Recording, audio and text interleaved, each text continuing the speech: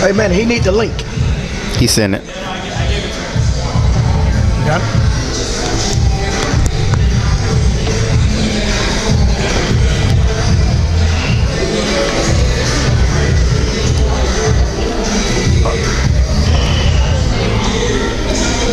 Hey, it say you gotta sign up, Manny.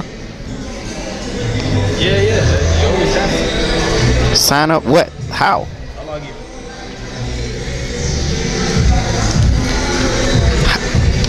How do guests know how to sign up? People that's They gotta be subscribed to it.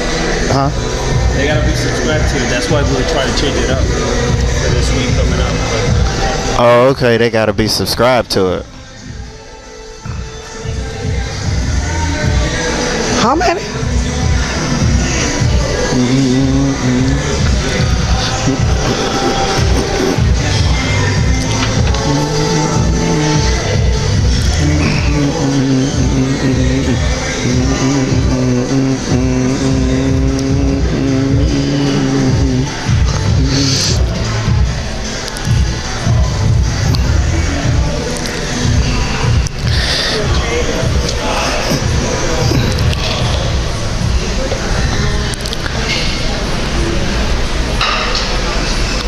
Tell them go ahead and fade.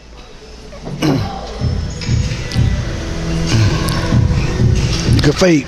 Okay, here we are, downtown Fort Lauderdale with the Tony Sands radio show back in the house for another great week of sports talk radio. I'm your co-host, Kelsey Dudley, and we are here with Mr. Tony Sands, ready to get it in with a very hot week of topics in sports. It is crazy out there, Tony.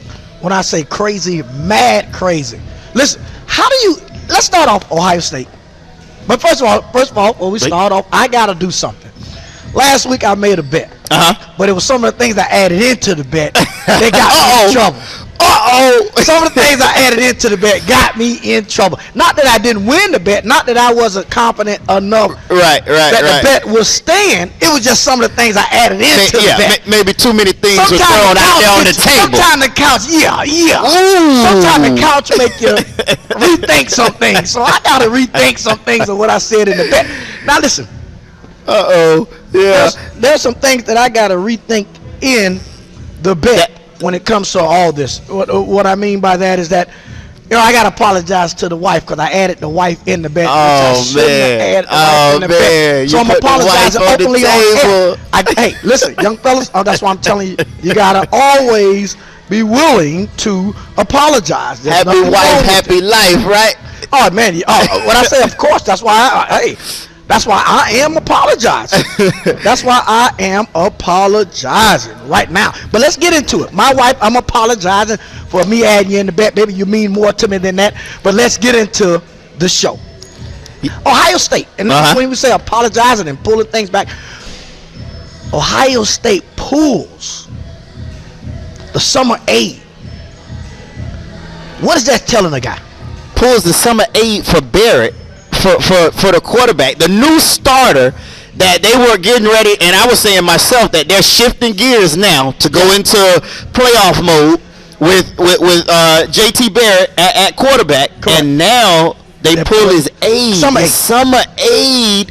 When I hear that you are pulling the summer aid, you are revoking is the word that they use, the summer aid for 2016. When I hear that after you have just been involved in a situation, folks, he was stopped on campus by, I guess, a campus police routine stop. What happened where they were pulling people. A little bit of alcohol involved. And there was some alcohol involved. Mm-hmm. And then all of a sudden, you said, the AD come out and said, okay, their guidelines doesn't want, what the public was calling for. So they only suspended him for one game. But then you go ahead, and now all of a sudden, and like you started revoking his summer aid. That's a big move. It ain't a big move. It ain't a big move. It's an ending. That's an ending. You're telling this young man, because we got to understand, when we say summer aid, coaches grant summer aid. It's not something that the kids get. It's something that they do to bring kids on the campus. That way the kids they can train in. They can be close to the program, close to the coaches. Keep your hands on them. Right. You know what they're doing. You can work them. When you're talking about a quarterback of this caliber, a Barrett caliber, and all of a sudden you say you're pulling his aid, that means you don't want him there around. That's telling me his time at Ohio State is up. And I'm quite sure that had to be before it hit the airways of ESPN, and ESPN is reporting this. Before that hit the airways, it had to be that Ohio State sat down with probably him and his family or whoever it is, and probably told him, hey, listen, we're pulling his aid. We're not, his time here pretty much is up, but we're not gonna drastically hit him right now. Right now, we're not gonna do it right now because in Ohio State mind, hey, we possibly still may need you to help us win this national championship. Right. After that's over, we want to split ties with you. Which that carries over, once you're talking about making a deep playoff run and a national championship, that Correct. carries over into the next semester. Correct. So, in that case, you can't say, oh, well, I'm pulling this aid for the second semester or later in the year. You have to then push it back to the summer. You got the summer. Yeah. Kids come in. So he can finish his year. Yeah. To me, if I'm his parents, and right now, I'm starting to make some calls. Right. Because I'm not happy, I'm not satisfied, and that's why when universities and schools use this thing called family, too many programs use that word too loosely. They say we're a family, but as soon as I get in crisis, right, you kick me to the curb. Family sticks with you when you get in crisis, but universities, schools, organizations, as soon as you get into that crisis, what happened to the word family? Where's that word at? Family do whatever it takes to get you to help, but they don't disown you. And with the way social media is, and how I think a lot of colleges run from the fact of being put out there by the media and being scrutinized and put on the front page of everything now with how social media is and how the media has expanded and grown over the years and media coverage itself.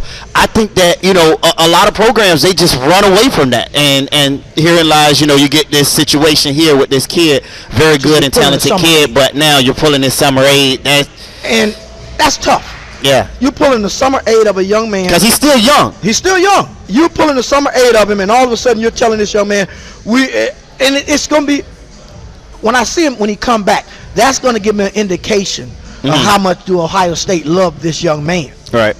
But then I wonder, now how does this play out with recruiting coming up for Ohio State? As me, I'm a recruit, I'm looking at, wow, this is how he's handling this kid. This is how they're handling this kid.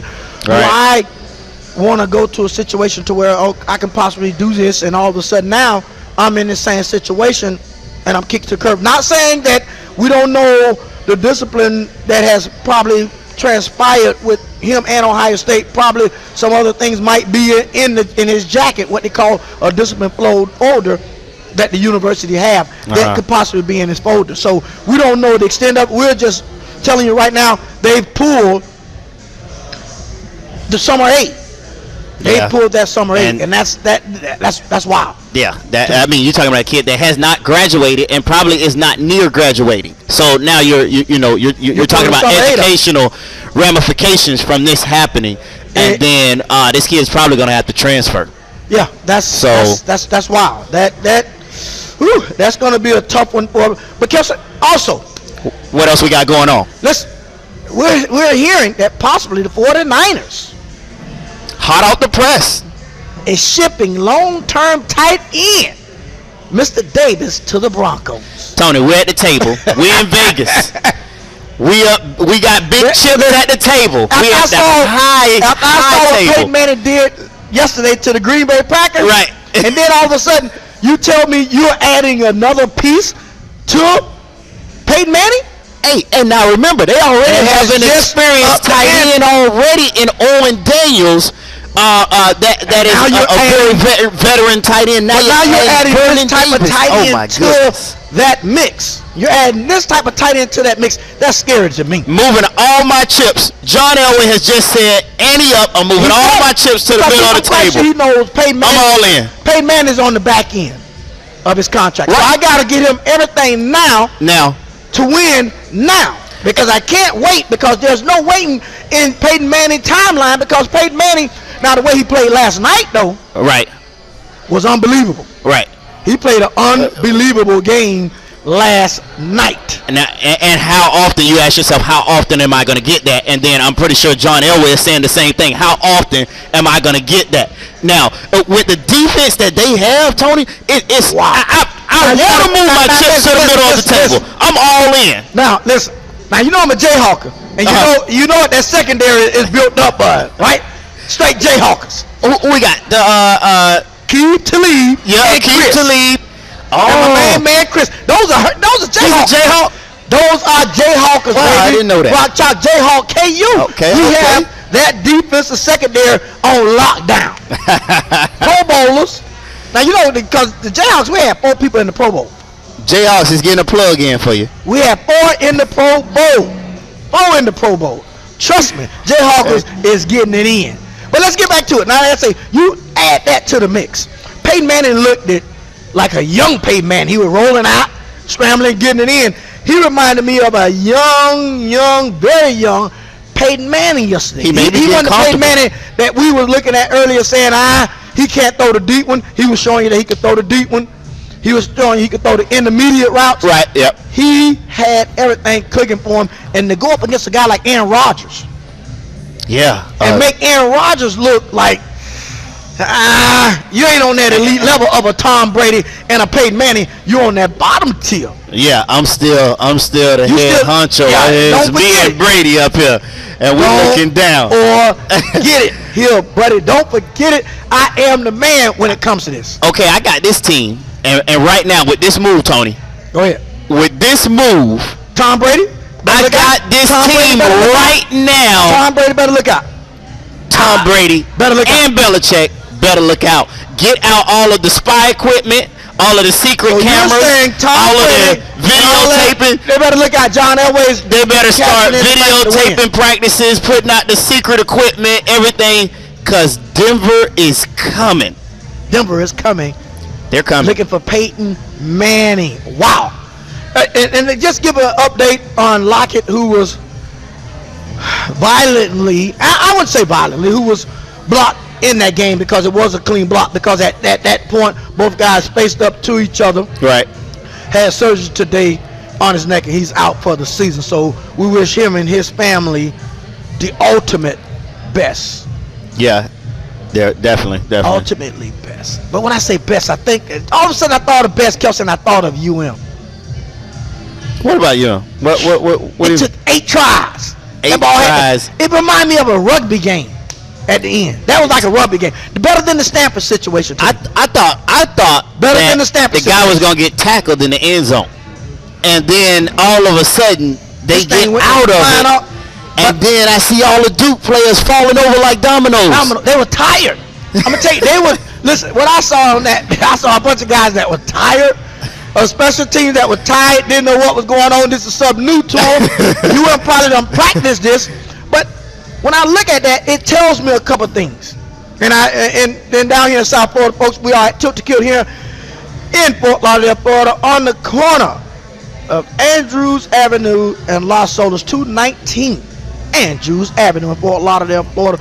Oh man, I had the chicken wings. They were awesome, boneless. I love myself some boneless because I don't like digging and playing around with bones. So we're live here at Tilt to Kill. Yeah, them fries not bad either. Let me slide them in too. Miami Fries make not bad. Duke feel like they have beat them to the bone. They are boneless right now. Yeah. They don't know what to think right now. I mean, it's a lot of things going on with that They don't know whole what to issue of the UM. And Tony, I don't know what's, and we talked earlier about what is going on with the UM players, alumni, fans that A lot are of people feeling say- like they've been wrongly accused. They've been Now, Kelsey, put they said, karma, it's about time. They're looking back at that Ohio State National Championship. Right. When that call was made against them, now they're saying this is karma because everybody on all sportcasters are saying that UM and the NCAA and the ACC should give that game back to Duke. I should never heard forfeit that and give before. it back. I didn't hear him say it with Ohio State though.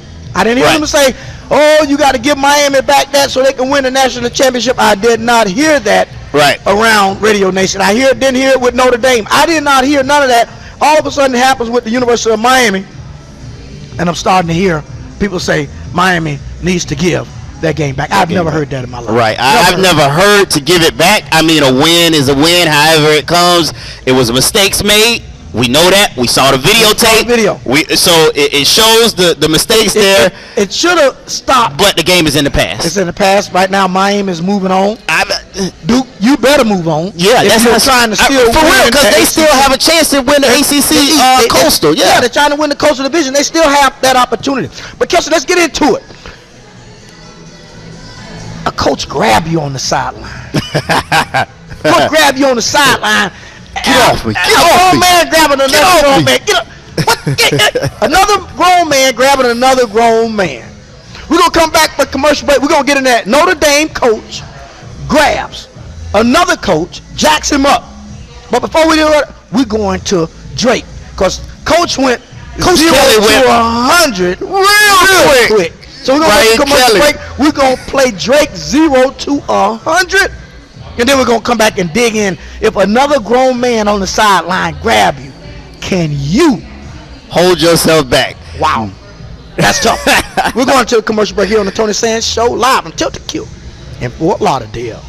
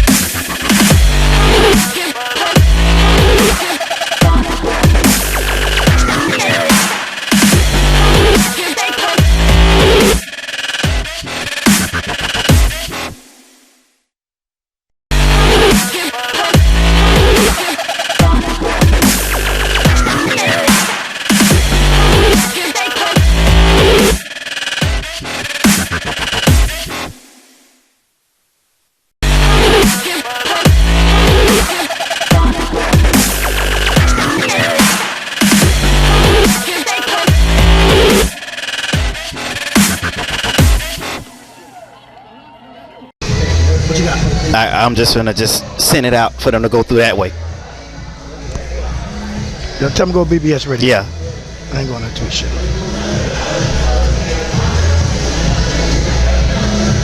Don't even, from this point on, don't even attach that to it. Mm-hmm. Don't even attach Audible to it.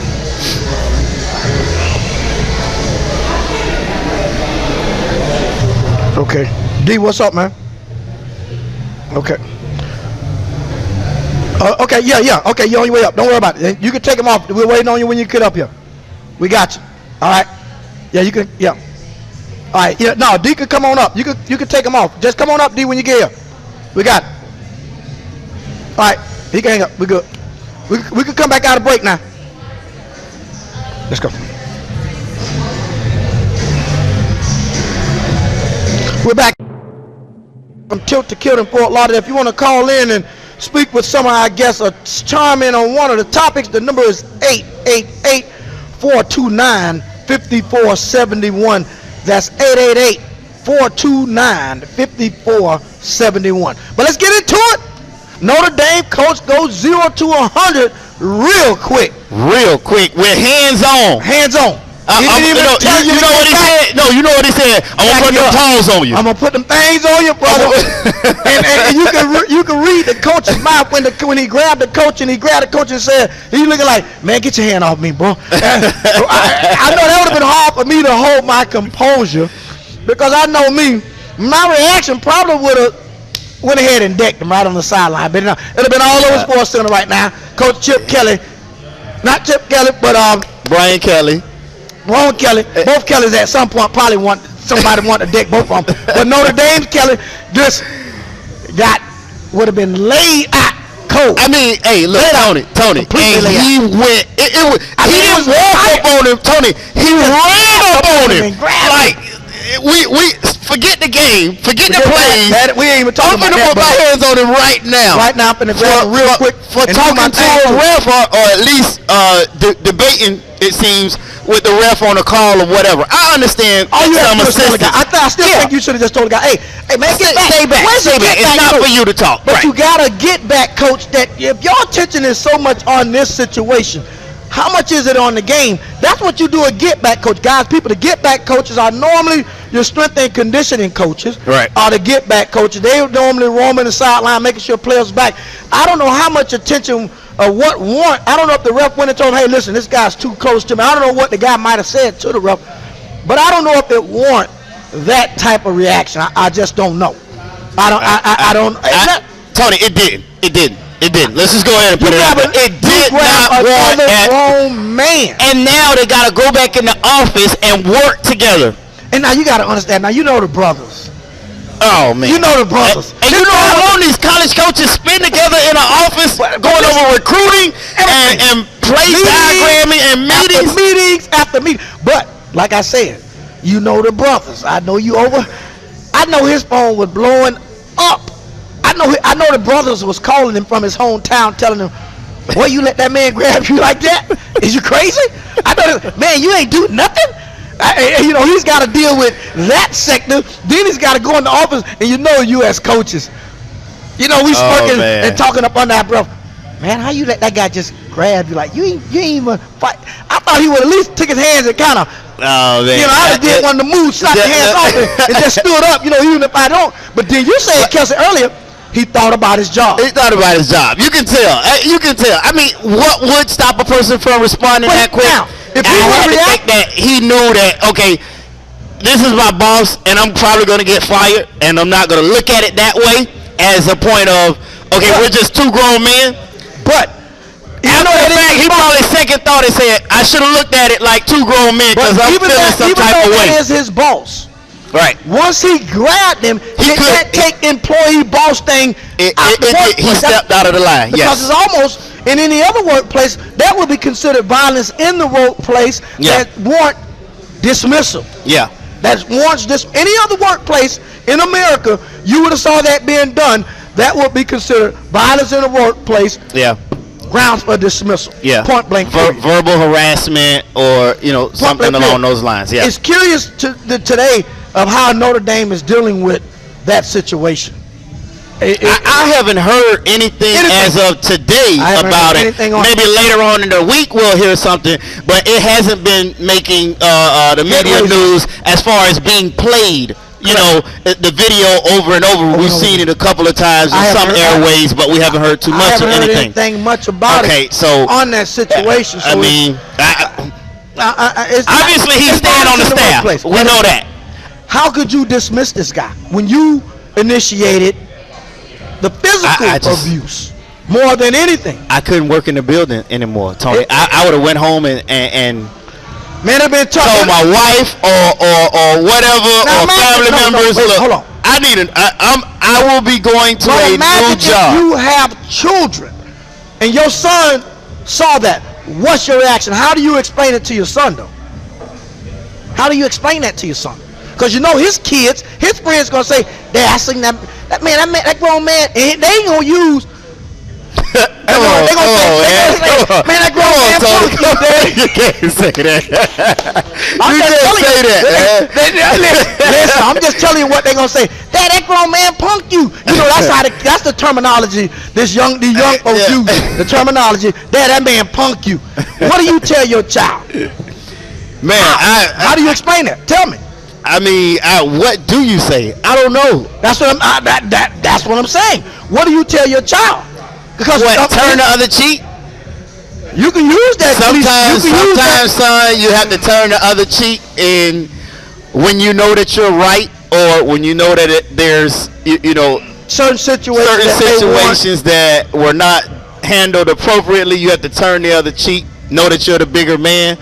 I mean, that would be the loophole that you would take on that, the out route on that. But Kelsey, it wouldn't have been me. I'm just telling you, it wouldn't have been me. Not at that point. Not you charge me at that point. I mean, that is a tough call. I don't see how you go about trying to even explain right.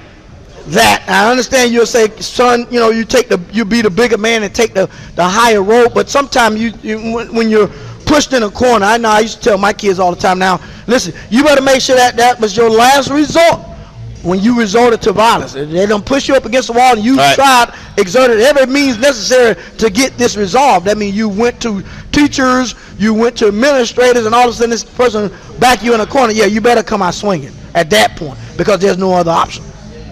There's no other options that warrants that kind of behavior. I just don't see it. We're going to get into this. Hey, Coach Kelsey, also, we talk on the subject of coaching. There's a lot of coaching changes that's taking place. Yeah, there's a lot going on. A lot of that when my main man in the Ryan Bartow hour of the show. We're going to dig into it. We're going to see how deep does this coaching thing go and where the state of the University of Miami is at this point in their coaching search for a new coach.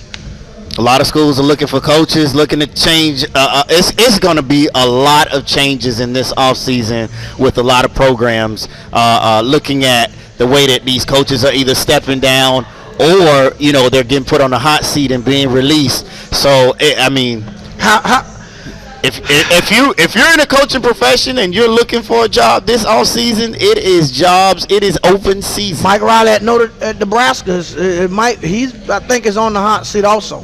This is pretty fast for him to be on the hot seat, don't you think? Notre Dame, bro. I'm at Nebraska. When you're talking about winning and losing, you think of Nebraska. You know what?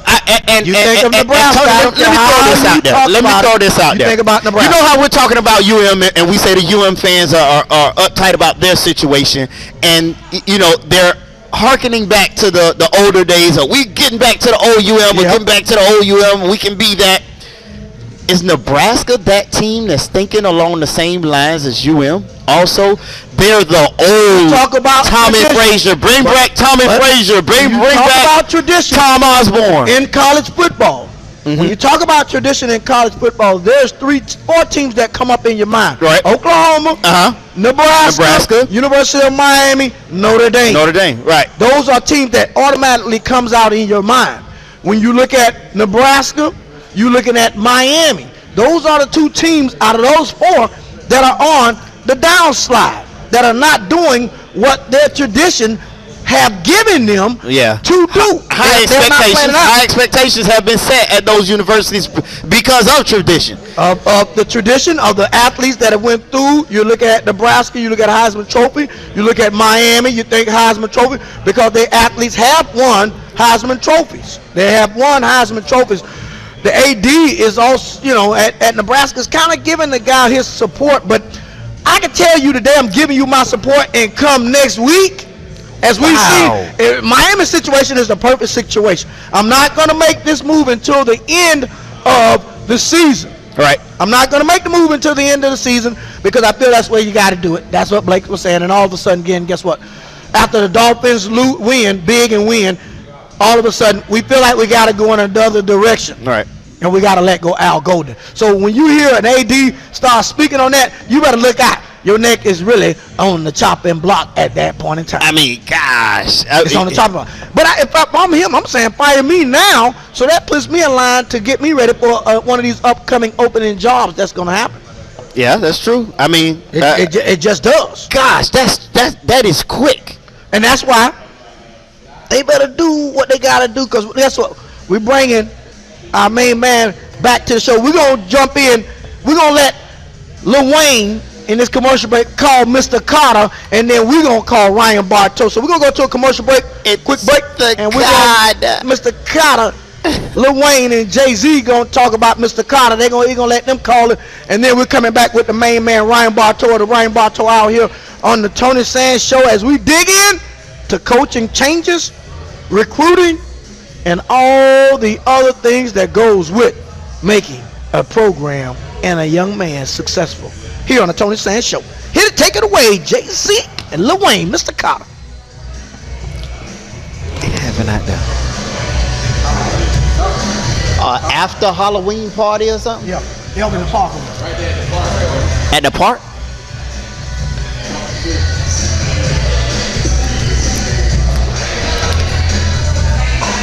You ready to rap? Let's roll.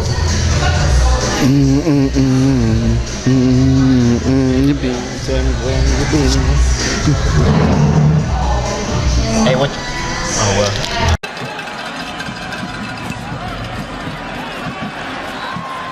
Take it short. Lateral. They practiced that on Wednesday.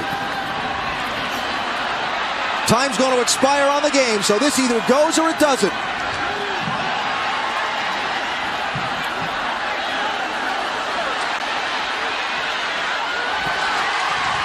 Ball's still alive. It's got to be a backwards lateral. Get behind it. Still alive. Duke doing a nice job staying spacing all over. Oh, he got a block. Blockers. They got blockers. They've got a lane. 40-yard line. No black shirts between the goal line. Can you believe what you just saw? The ruling on the field is a touchdown. The play is under review.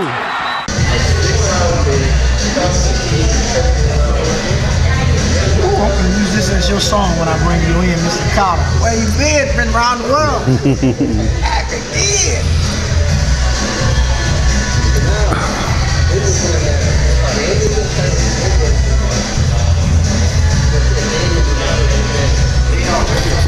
Mike Riley, not one and done. 3. Nebraska, bro. I don't know about Nebraska, bro.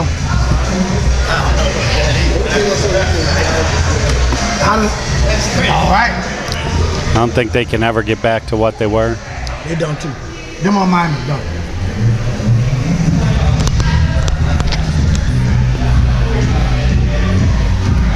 You can go ahead and fade it.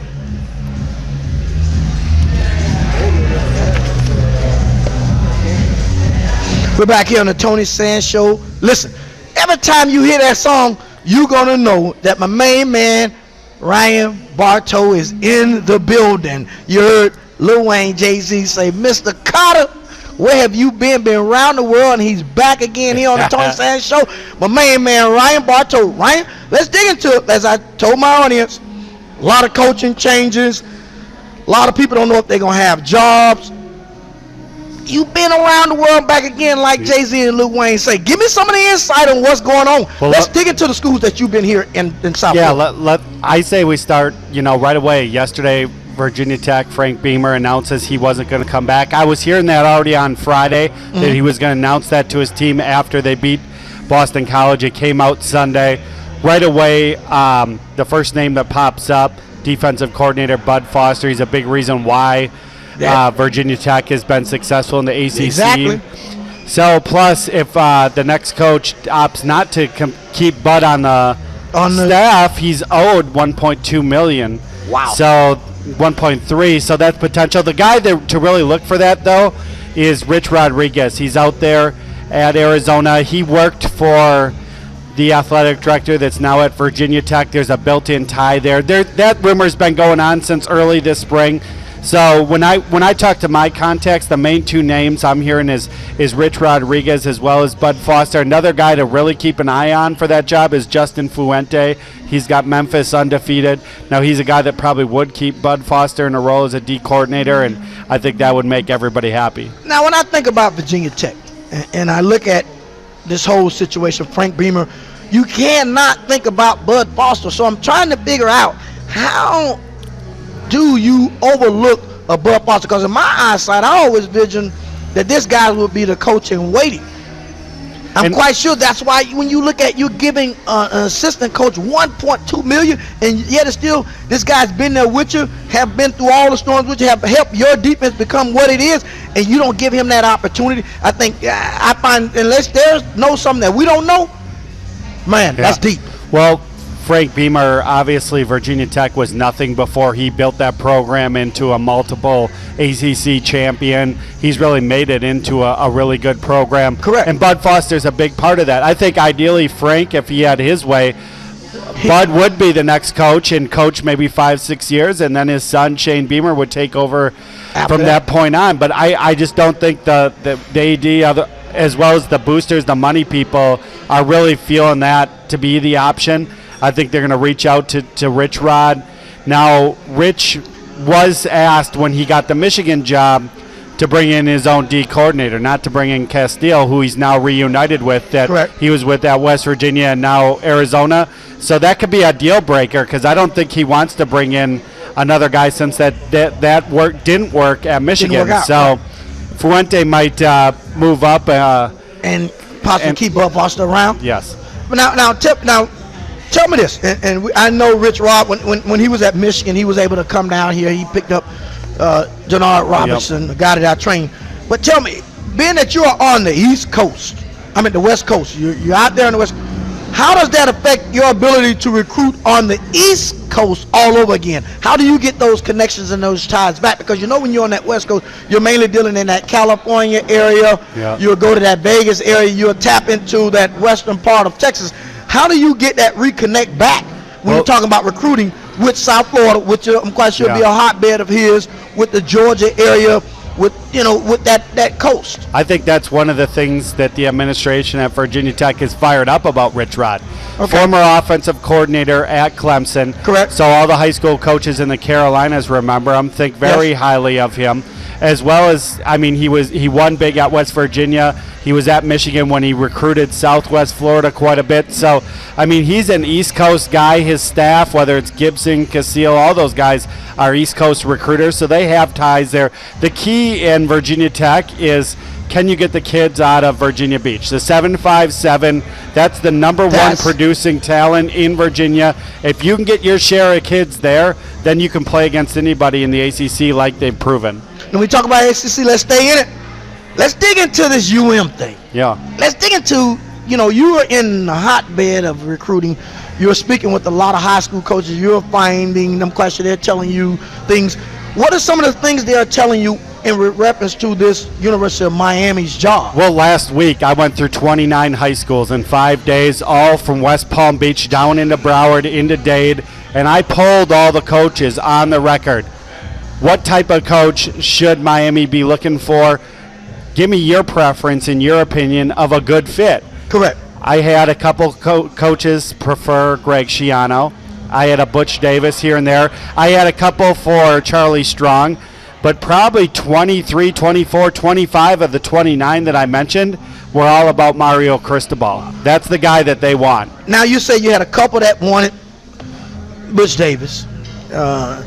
Were those guys older coaches that was around when Butch Davis was at Miami and they just tied to that? Or were they guys that had some type of relationship with Butch? Because I know Butch been out of this thing for a minute. And then the situation up in North Carolina, how do you see that as playing out, as him being one of those guys that UM would want to pursue? There is risk versus reward there, because he just got North Carolina on probation a few years ago. Yes. Miami's just coming off probation, so that might be a difficult fit in that regard. But I think Butch has been out of the game, obviously out of South Florida for 15 years, but great in terms of personnel use, player development, obviously a great eye for talent. But Miami's not the only job he's looking at. He's also looking at Maryland. He's also looking at potentially Virginia. Wants to get an ACC job, get back in the game. But remember, this guy is 64 years old. He might be one contract away from being 70. So there's a lot of perks there, but there's also risk versus reward situation. And if you're looking at the way this coaching thing is starting to go now, they're starting to go young because they want that young, energetic guy. How energetic can a guy like Butch Davis is, like you say, one contract away from 70? How much energy could a guy, and you're starting to see it now throughout locker rooms. If you watch Bob Stoops in Oklahoma put on the Halloween costume, because they know right now you got to be able to relate to these athletes, and you got to be able to get down to them and let them understand that you do have that side to you. You see it in the locker room. The coaches now doing the nay. How many in my day that's taboo. That would have never ever happened. Now I would love to see Nick Saban, do the nay. I know now they're going to give him a pass. They're going to say, well, Nick ain't got to dance. But let's get into those other 23, though. Yeah. I mean, you got to be able to, as a head coach now, you're not doing so much X and O's. You're telling the coordinators, okay, this is what we want to be on offense. This is what we want to be on defense. But you spend most of your time fundraising, talking with recruits. Correct. Motivating. I mean, that's pretty much the main responsibilities, unless you're a coach that happens to be a play caller, which some still do.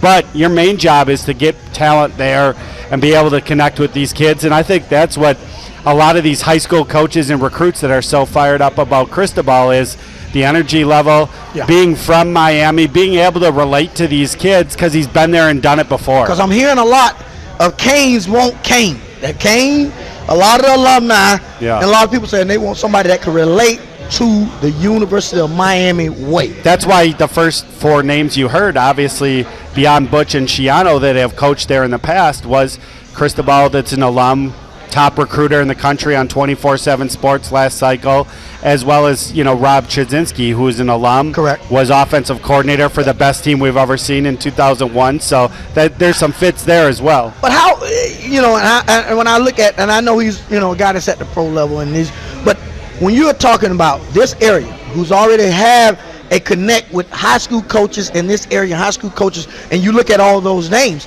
Cristobal was the name, like you say, when you did your poll, was the name that stood out amongst all of them. It makes way too much sense, and probably over 100 different reasons why. Plus, he's a guy that you're going to be able to afford. Miami's a place that doesn't traditionally spend a lot of money. So he might take less on top to pay his staff more. To pay his staff more because he understands the big picture of it. Plus, you got to hire a guy that wants to be there, not a guy that just wants to come here using it as a stepping stone job. Oh, I'm going to spend 4 years there, turn it around, and then go to the pros like some of their best coaches ever have done. Yeah. Plus, you get to live in paradise while you do it. And then you're able to be in the hottest bed of recruiting. Yes. That there is. Where even if you don't get the first in Broward Dade, a lot of times the seconds and thirds are better than the first anywhere else in the world. You gotta figure out. I tell people all the time, I was a third. From what you guys, from what they rate now, I would have been considered a third because my height would have dropped me down to that third tier guy.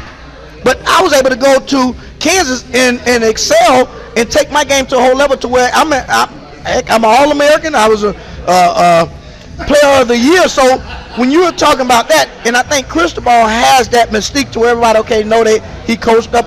He's coaching now with Nick Saban, so that adds a lot to his portfolio also, because I'm quite sure he's going to bring some of those ways with it. Yeah, he'd want to put an emphasis on outside of run blockers, D tackles, and quarterbacks. He'd want that whole roster to be from these three counties. Yeah, and all 9 assistant coaches would have territory in those 3 counties.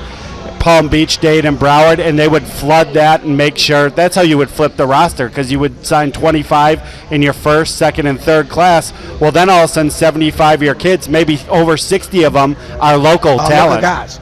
But now let's talk about another local guy. You brought up the word local. Let's look at this Georgia situation. Yep.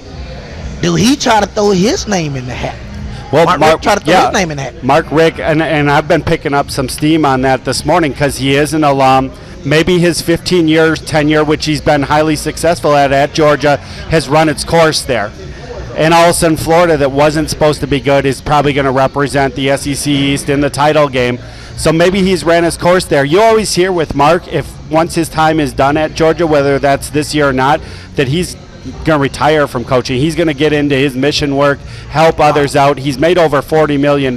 He's got enough money in the bank there, and just a good person, highly religious man that has other interests outside of football. And I'm going to tell you something. And when I look at I always tell myself, because I hear his name come up so much every year that Georgia wants to get rid of him, or Georgia, he's possibly on the hot seat. And it brings me back to this, that I say, I don't know if Georgia really ever appreciated a guy like this. Because you don't keep bringing a guy's name up constantly with the guy that has given you what he's given them. He's been consistent. He's put up good offensive numbers. He's won 2 SEC titles. He's played for 5 of them in by far the toughest league in the country. But at the same time, Georgia is the 4th best state in the country. You can get everything you need in that state, and if Georgia wants a kid in that state, they'll find a way to get him. So, no doubt. So that's always been looked at not only as a top 5 or 6 job in the country, but sometimes when they're not winning 10 games a year, you're like, wow, why not? You got everything there. You got everything you want right there in your backyard. Is pretty much like I say, it makes you wonder how UM is not doing the same thing. You got everything right here in your backyard. But Georgia has even further. They can get more kids in. The academic standards isn't as hard as Miami. Okay. Plus, you can get your defensive linemen in South Georgia, which is huge. That's a difference country maker. boys, as we call them. Strong NFL types. Boys. Yeah. Plus, they have way better facilities. They're packing that place in with 85,000. You got the whole state. 90% of them are Georgia fans. So and then the rest of them are Georgia Tech and South and Southern, GA and things like that. Auburn, Alabama, etc. So, I mean, you have pretty much everything you need there. Right there. Guys, you're hearing it here from the main man, Ryan Bartow, the guy that knows. Now, coming up, guys, in later shows, once we start getting in that December, we're going to start breaking down National Signing Day with my main man, Ryan Bartow. We're going to get into breaking down, Ryan. We're going to start getting into our top 10 and where we think they're going to go and where we think they're going to wind up, even though some of them may be committed to places, and you know how they get the closer we get. Yep. People's minds start changing. Yeah, and some of them are going to be on your show tonight. Some of the best of the best. Best of the best. We bring them out each and every week. The best of the best joins the Tony Sands Show. Here we got guys from Coconut Creek that's going to join the Tony Sands Show. We got University School guys that's going to join the Tony Sands Show. But like I told you, I'm going to leave out with my same song that I led in with Mr. Carter, because this is the Mr. Carter of recruiting. This is the Jay-Z of the recruiting industry, my main man, Ryan Bartow. Every time you hear that song here on the Tony Sands Show, you know Ryan Bartow is coming to your door to give you the inside scoop on what's going on in the recruiting world. We're going to, 2 minutes, we finna play his song, let him leave out on his theme song, because that is the theme song. Then we coming back, Stan UM. We're coming back with the man, the myth, one of the greatest fullbacks to leave the University of Miami, went on to play for the Kansas City Chiefs, now is lending a hand over at Cardinal Gibbons, helping that team get on track. My main man, Donnell Bennett, is going to join the Tony Sands Show, and I know y'all want to dig into some UM talk with him, so I'm not going to let you down, because I'm going to ask the questions that I know my people want to hear. Who he think should be the next guy in line for the University of Miami job. Hey, here, take it away. Let's go with Mr. Carter, because Mr. Carter is in the building. Find a damn way. Get it done. That's what's on his shirt. Commercial break, 2 minutes. That's your song. Now that's your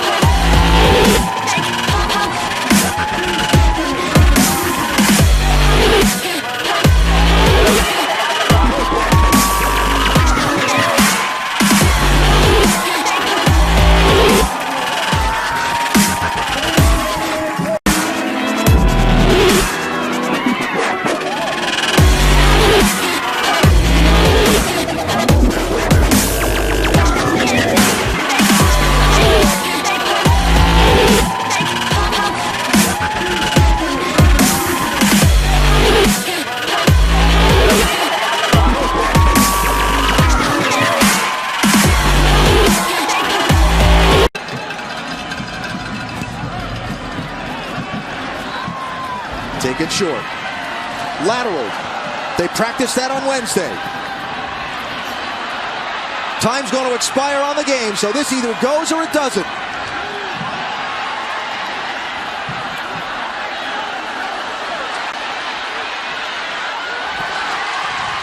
Ball still alive. It's got to be a backwards lateral. Get behind it. Still alive. Duke doing a nice job staying spacing all over. Oh, he got a block. Blockers. Time you hear the name Ryan Bartow, you gonna hear that song. But without further ado, let's dig into it. To me, one of the top fullbacks that you leave the University of Miami, goes on to have a heck of a career with the Kansas City Chiefs. Now is back here in South Florida. Coached at Northeast, did a heck of a job. Now he's over at Cardinal Gibbons helping get their program together. Welcome to the Tony Sands Show, my main man, D. Bennett. Man, what's going on, brother? What's going on, man? By the time I get down here. Listen, bro, listen, you know, your stool is all over everywhere. Saturday they go and they throw the ball around, and all of a sudden they come out and people saying that y'all should get a win back. Give me your take on what you're saying. They say y'all should get this win back. Listen, man. The referees did everything they could to take the game away from them guys before that even occurred, bro. 3 pass interference, putting time back on the clock. All of a sudden, there's no view of the other side where you can see if the quarterback got in or not. Correct. And then they want to take it back. After 2 further reviews and all this other stuff, them kids deserve that. Don't take that away from them kids. Don't overshadow the victory that those kids believe, did not give in. Did they miss a call? Maybe they missed a call, but I can tell you this. We should have another national championship because of a missed call. That's what maybe 2 more. Now listen, I don't hear when that happened, I never heard anyone say Ohio State should get that back. No. I don't think I'm hearing, Miami just need to suck it up. Just suck it up, they ain't winning. That's all but now all of a sudden I'm hearing, they maybe need to bring in replay because that should, and then you suspend those guys. Listen, what if it was the other way around? If that would have happened and Duke would have been on the winning end of the stick. Even if it was a pass interference or whatever the case was, you wouldn't have this. It would be the best play in the history of college football for Duke. You would not have it. For the simple fact, the first thing you're going to hear, people would say, Miami, they just sore losers. Right. They just sore losers. Get it together. Get it together. You just don't win. All that adversity those kids have gone through, losing a coach, death in the family, another guy getting in trouble, just all kind of adversity. For those kids that had the perseverance and the wherewithal to go through and fight whatever happened before and up to that point and put themselves in a situation to win that game, the execution of the play itself was phenomenal. You cannot practice that. And this is what I said. I said, when I look at that play, the one thing sticks out to my mind. Duke team was tired as all outdoors. They were, when I say gasping, it's like they were falling, like they was like falling all over the place. Miami looked like, hey, listen, but we got all the energy in the world. Right. We playing what we do, what we did in the street. We playing, to me, that was like playing murder ball. Right. That's all that was, a good old game of murder ball. You pass it, you pitch it, I'm going to give it back to you, you get it. And all of a sudden, when I seen that guy streaking, and I seen those 2 blockers, and I seen that guy, this thing could get crazy. And all of a sudden, the guy scored. But if that's anybody else, it's celebrated, bro. Yeah. Because it's the University of Miami. Take it away from those kids. Take it away from them. Don't put any emphasis on the fact that those kids executed probably one of the hardest plays to execute in football. You know what I heard also? Now, let that have been Notre Dame. Oh, my goodness. It's the greatest play in the world. Ever. They don't even want to give him that credit. They don't even want to say that was one of the greatest plays ever. They don't want to even give you that credit. They want to say, they still ain't better than. I was hearing they'll say the Michigan play was better. Come on, bro. That don't even compare. Now I love myself some Michigan State, and I liked that D'Antonio won that. But that doesn't compare to the execution and everything that had the mindset that went into where you say all 11 guys that's on that field had to participate. Every guy was in the right place. Every guy did what was their job on the special teams to make sure that this play gets in the end zone. And I tell you what was really funny about the whole thing. My son and I was watching it. You know, we was like, bro, they drive down the field. They taking the game away from these guys. And my son said, hey, it's 6 seconds left. That's it. It's 6 seconds left. So I'm like, they're not going to kick the ball now. Yeah, right. They squib it. Then first lateral, then the second lateral. We like laying down. Then we sit up. Then the third, fourth. Then all of a sudden they running down the sideline. And here's the funny part. After they scored, we're waiting to see any flags. The commentator says, the greatest play I've seen this year, and the best part about it is there's no flags on the field. No flags on the field. And then all of a sudden, something out of the ordinary is under review. Under review. Not only that, now these officials are looked at as some of the worst officials ever. These are things I'm hearing all day. Oh, these are the worst officials to ever officiate a game. The ACC suspend them. The ACC should go to Miami and tell them that they got to forfeit that game and give it back to Duke. I've never heard that in my. If you start doing that, you have changed this great game that we have grown to love here in America. Shouldn't be, will never be. But let's get into D. Now let's get into it. Now we on your subject. Man, they're all in a coaching situation here now. You got everybody's trying to figure out who should be who and who should be the next head coach of the University of Miami. In your opinion, what are some of the qualities that a head coach or whoever get the job should have to be able to get that ship steering in the right direction? The first thing he needs to be able to do is he needs to be able to relate to our kind of guys. Okay. It's a special guy that goes to the University of Miami. Some of the guys go down there, they're not as highly ranked or rated as some of the other guys, and we got chips on our shoulders. Yes. I was one of those guys coming out of high school. Some guys are elite guys, and they get all the accolades. Correct. But making those guys meet in the middle and fuse them together is what makes for a phenomenal team. So he got to be able to relate to the Miami kind of guy that may come down there. The next thing is you got to know the lay of the land down here in high school football. I mean, Dave Brown in Palm Beach County is the best football in the country by far. That's my opinion. But if you are not going to be able to cultivate and keep your livestock in the farm, then you're going to struggle with that a little bit. And the last thing is, you know, the better coaches, they've been able to, I'm not going to say put their foot down, but it's some things that you got to do to be a national contender. I look at the guys that have been in the limelight for winning championships, the Ohio States, Florida States, Alabama. Every year after or a year before they on that national stage, they got some guys that done got in trouble. They got in trouble, correct. But it's coaches, it's other assistant coaches, it's people that are mandated that you make sure that these guys get in the least amount of trouble, because we got to go in there and get those guys that have some trouble background, been through a couple things, and they got to come in and play football for us. But it's your job as a position coach to make sure your 10 to 12 to 8, whatever your guys is, you got to police them. So if he's going to come in there, he got to make sure that we get those kids. And we also hire coaches that are capable of managing their room and making sure their kids are doing what they're supposed to do on the field and off the field. Now, and I went back to my main subject. Do he got to be a you guy?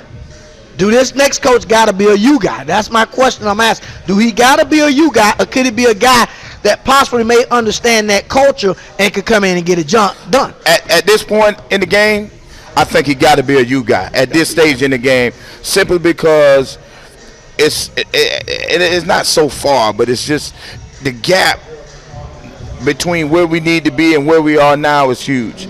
So I think it needs to be a you guy, just so that we can make sure that he's going to rally around the rest of us. And that's what's important. I mean, even if it's a you guy and he doesn't have 3 or 4 guys that played at the U on his staff, they still got to be a part of his team. They got to be able to come in and meet with the guys and talk with the guys at practice. Okay. They got to come in and whoever the position coach is, you know, we got to be a part of that, because nobody else understands what it is or what it means to go down to play University of Miami football unless you've been there. Guys, you're talking here on listening on the Tony Sands Show. I'm talking with one of the great fullbacks to leave the University of Miami, Mr. Darnell Bennett. Now, Darnell, we say it got to be a U guy. Now, there's some U guys on this list. There's Mario Cristobal, there's Butch Davis, there's Greg Schiano, and with the long shot at a guy possibly like a Mark Richt. All these guys have some type of connect to the University of Miami. Now, how deep does that U guy got to be? Because all these guys have U ties. How deep does this guy got to be when you say a U guy? How deep? Once again, I say this. The one guy, the father figure, is not as important as the uncles and the cousins and the brothers. I got you. That's gonna be in the family. Daddy gonna make sure that he does what needs to be done. Structure of it, right. But he's gonna make sure uncle gonna do what he need to do, and make sure cuz over there take care of what he needs to Take care of his business. So to me, it's more important that whoever that guy is, he's committed and dedicated to making sure that his supporting cast is going to be conducive to us being a winning program. You're live here on the Tony Sands Show, listening to Coach Darnell Bennett. D-Man, it was a pleasure having you on the show. We're going to continue to talk all year long because you're going to be my U guy, because you are the guy that know the University of Miami through and through. And your Kansas City Chiefs, I see they just gave you a tap on the door. At one point, I thought they was going to let my boy Andy Reid go, but they just said, we're going to back him one more year. Can he get the job? Can he get the job done with the Chiefs? I like him a lot, man. He's done a tremendous job thus far. You know, he just got to continue going down the road. He's going down. One thing I like about him is he likes to lean on the run game, and as long as that run game is working, you know, I see a lot of success for him. Play defense and run the ball, man. That's the key to winning in November and December. That's it. You heard it here on the Tony Sands Show. I'm talking to Darnell Bennett. D-Man, listen, you know I'm going to keep bringing you on, so get ready, because you're going to be coming with me, whether you here or we're on the phone with the show. We're going to bring you on because we want to talk University of Miami, talk with you, because I love talking with you. I remember when D was a youngster and I was in the mix of being trained.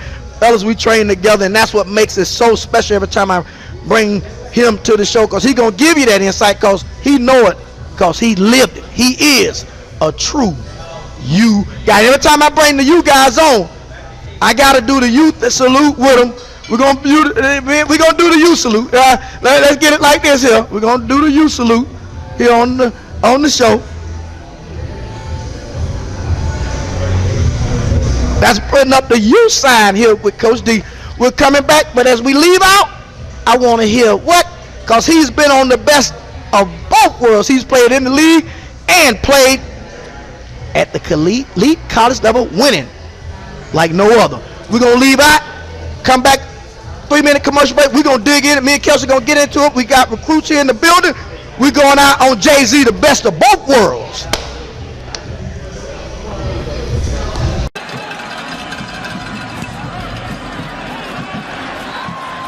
Take it short. Lateral. They practiced that on Wednesday. Time's going to expire on the game, so this either goes or it doesn't.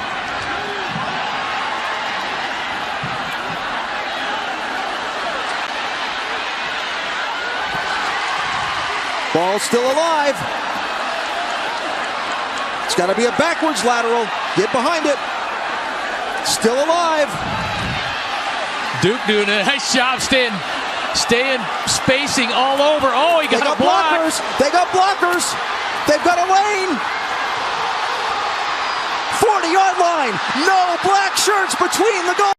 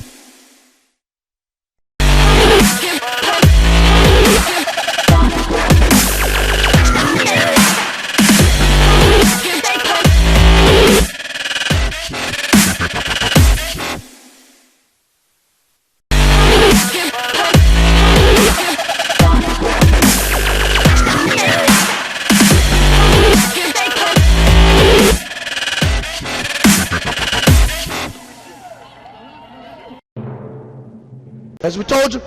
We got a lot of Zoom through. We got to get them in because we got to get them on here on the Tony Sands Show.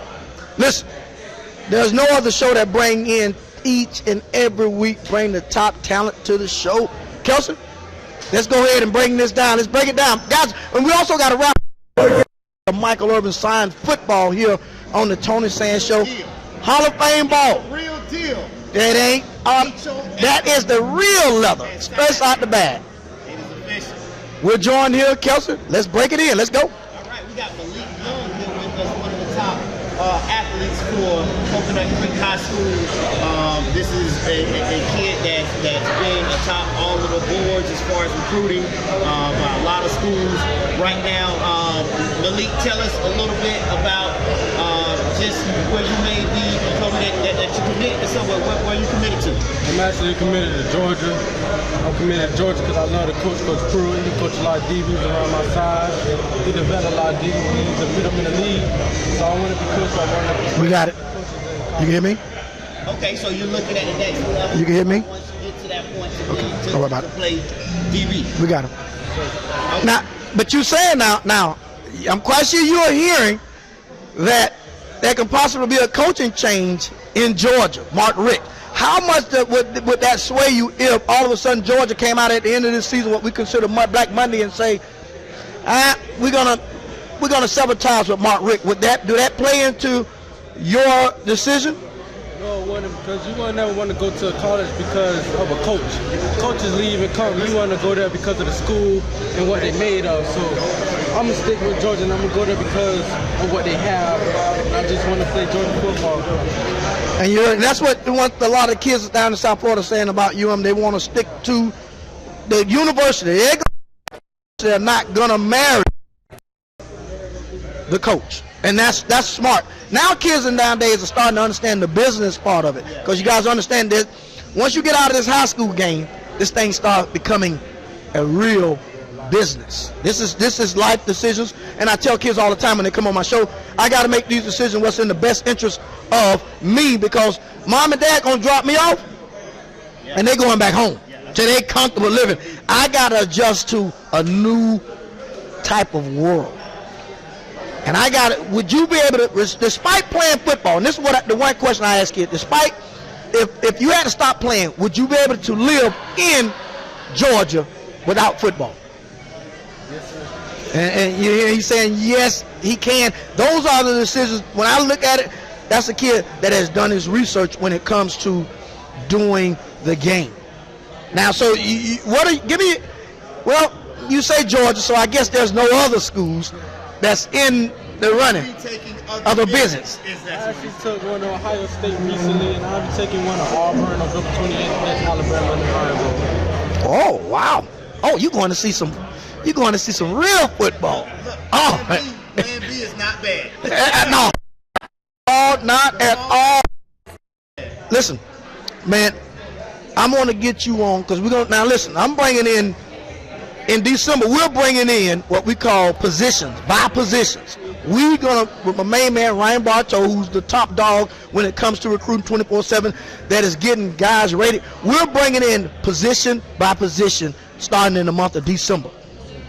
I want you to come back that week that we put your position on the table, because you are one of the elite when it comes to elite of the elite. I got a chance to watch y'all when y'all played Gibbons. I came to the game, man. You guys play some heck of a football, man. You guys, and you continue to do what you're doing in the classroom, out of the classroom. Continue to be a class act guy, because that's going to be the thing that's going to carry you throughout all this. Because football does come to an end. We know that. Whether we want it to or not, it comes to an end. So you continue to be a class act. You continue to make your parents proud, man, and your school proud. And not only that, but you continue to make yourself proud in this business of football. Thank you for doing the Tony Sands Show. You got a chance. Hey, listen, play me back some more of that Jay-Z Best of Both Worlds. I love it. Best of both worlds. Out of here, Malik. We're back, Malik. We're back in the building. Don't go nowhere, because listen, take a group after this is over. So stick back here and join with us. We're back here on the Tony Sands Show. We're finna get deep into this high school segment. This is our high school segment part of the show.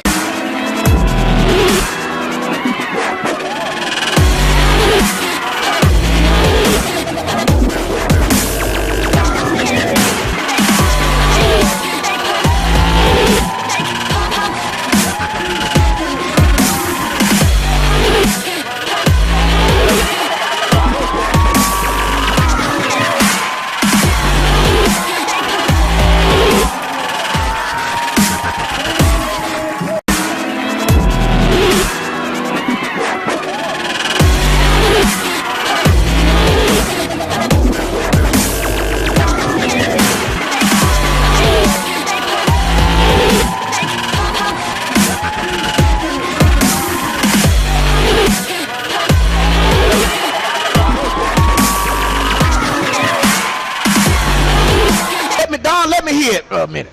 Got a minute break. We got to roll. Now we got to roll. We got to roll now. Get Benjamin, and you go ahead and interview him.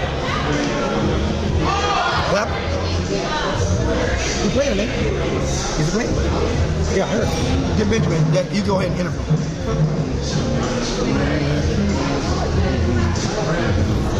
Hey, get somebody. Hey, I got the ending parts of this.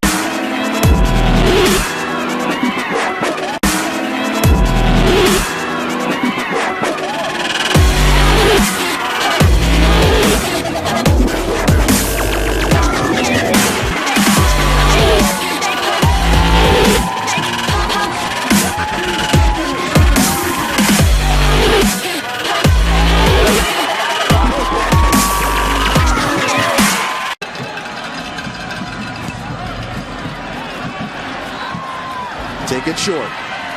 Lateral. They practiced that on Wednesday. Time's going to expire on the game, so this either goes or it doesn't.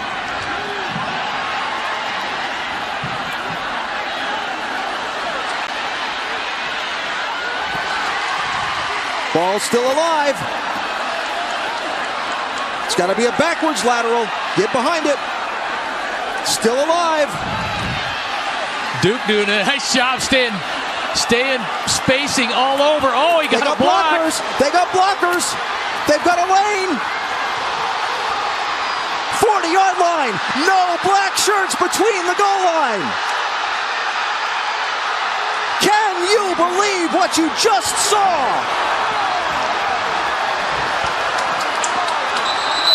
The ruling on the field is a touchdown. The play is under review. Secure downtown Fort Lauderdale where it's going down, and we have here in Florida. I call him Mr. Ben, but he may just go by Benjamin Victor. This young man here has came a long way over time, and Ben, I know myself seeing you grow over a long time. I'm happy to see where you're at right now, and I would like to say I believe the top receivers here in Broward County. You know, what do you feel about that? What do you feel you rank right now in the county? Yeah, I feel like same thing. I'm one of the best receivers in Broward County, so it's the same thing that you just said. Okay, all right, and you know, I know that you guys have been having had a little about the season, but how do you feel about how the season has gone, and then what do you think about how it's going to finish off? Basically, we got to finish off strong. This is the first time we had a winning season in like a couple years, so to finish off 6-4, that'll be a good thing for us because we haven't winning season in a long time. But every game we take a day, game by game, we come out strong. Even though we take a L, we just gonna come back even harder. We try to practice harder and see where we made a mistake at, and come back and try to get another W. Okay, and folks, he's a Coconut Creek boy, and that's they call Creek boys. That's their thing there. Ben, with us having Ryan Bartow here, one of the top recruiters down in South Florida and all around in the region, we want to dive into a little bit about this whole where are you looking to go, man? What's your top 5? Give me your top 5 places where you plan on going. Just give me the top 5. I'm hoping that maybe the nose may creep up to number 1. Okay, be honest on this show, but go ahead and give me your top 5. What the fans want to hear. I wouldn't say a top 5, but like schools that I keep in contact with and I talk to, basically like Tennessee, Ohio State, Florida, Auburn, Louisville, schools like that. That's schools I mainly talk to and I have a relationship with receiver coach. So I wouldn't say I have a top 5, but like these schools I'm digging right now, and I'm basically I'm making decisions in January at the opening game, and then on from there. Okay, and you have these visits set up at these schools already coming up this offseason? I already took 2, which one was West Virginia and Ohio State. I'm going to decide out of my 3 out of the schools I just named. So probably after the season, I'll take the last 3, and January will be our only game. Okay, and here on the Tony Sands Show, we promote the student athlete, Ben. So we're going to talk about the academic side also. How you doing in school, and are you set to be, have you taken your tests and everything? Let us know a little bit about that. I qualified for the ACT. My grades good. All I got I do is basically finish off my senior year and I'll be set to go. Basically, I had a great 4 years of high school, and now it's time to go to the bigger and better place, next level, and that's what I'm planning to do in the next 4 years. Okay, and I like that focus, knowing that I've known you to come from, you know, when you were the young kid, the young ninth grader, you know, at Northeast High School, and now you've grown up to be the young man at Coconut Creek High School, and, you know, going on to bigger and better things as a student athlete. We appreciate you being here on the Tony Sands Show. What we're going to do is, towards the latter part of the season, once the playoffs get started, and maybe towards the end of the playoff season, we're going to have all of the top positions in South Florida. We're going to have those guys come back to the Tony Sands Show. And I'm telling you right now, Ben, you're going to be one of the receivers in the receiver group, baby. That's going to be back here on the Tony Sands Show. And we're going to get the top 5 receivers around the county in here. And we're going to get to talking. And we're going to find out who's a big honcho in South Florida. Hey, thanks for coming on the show. We appreciate it, man. Good luck at the next level. Thank you. All right, we're going to go to commercial here on the Tony Sands Show. Hit me with some of the Jay-Z. Go around that way.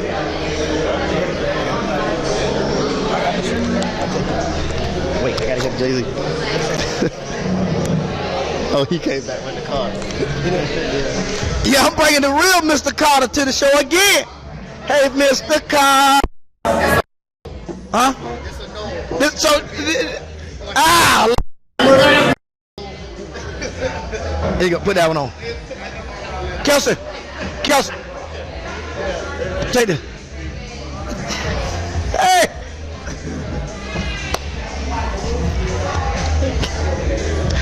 You know it, we're back here on the Tony Sands Show. As you heard, Jay-Z and Mr. Carter, and I got, when it comes to the game of shutting down, I got Mr. Shutdown. That's what I'm going to call you, Mr. Shutdown. I know what everybody else want to call you, but I'm going to call you Mr. Shutdown. The reason why I'm going to call you Mr. Shutdown, because I have an A rating when it comes to training defensive backs here in South Florida. You talking about from the Patrick Peterson to the Al Harrises, you name them, I've had my hands on them to take them to that next level.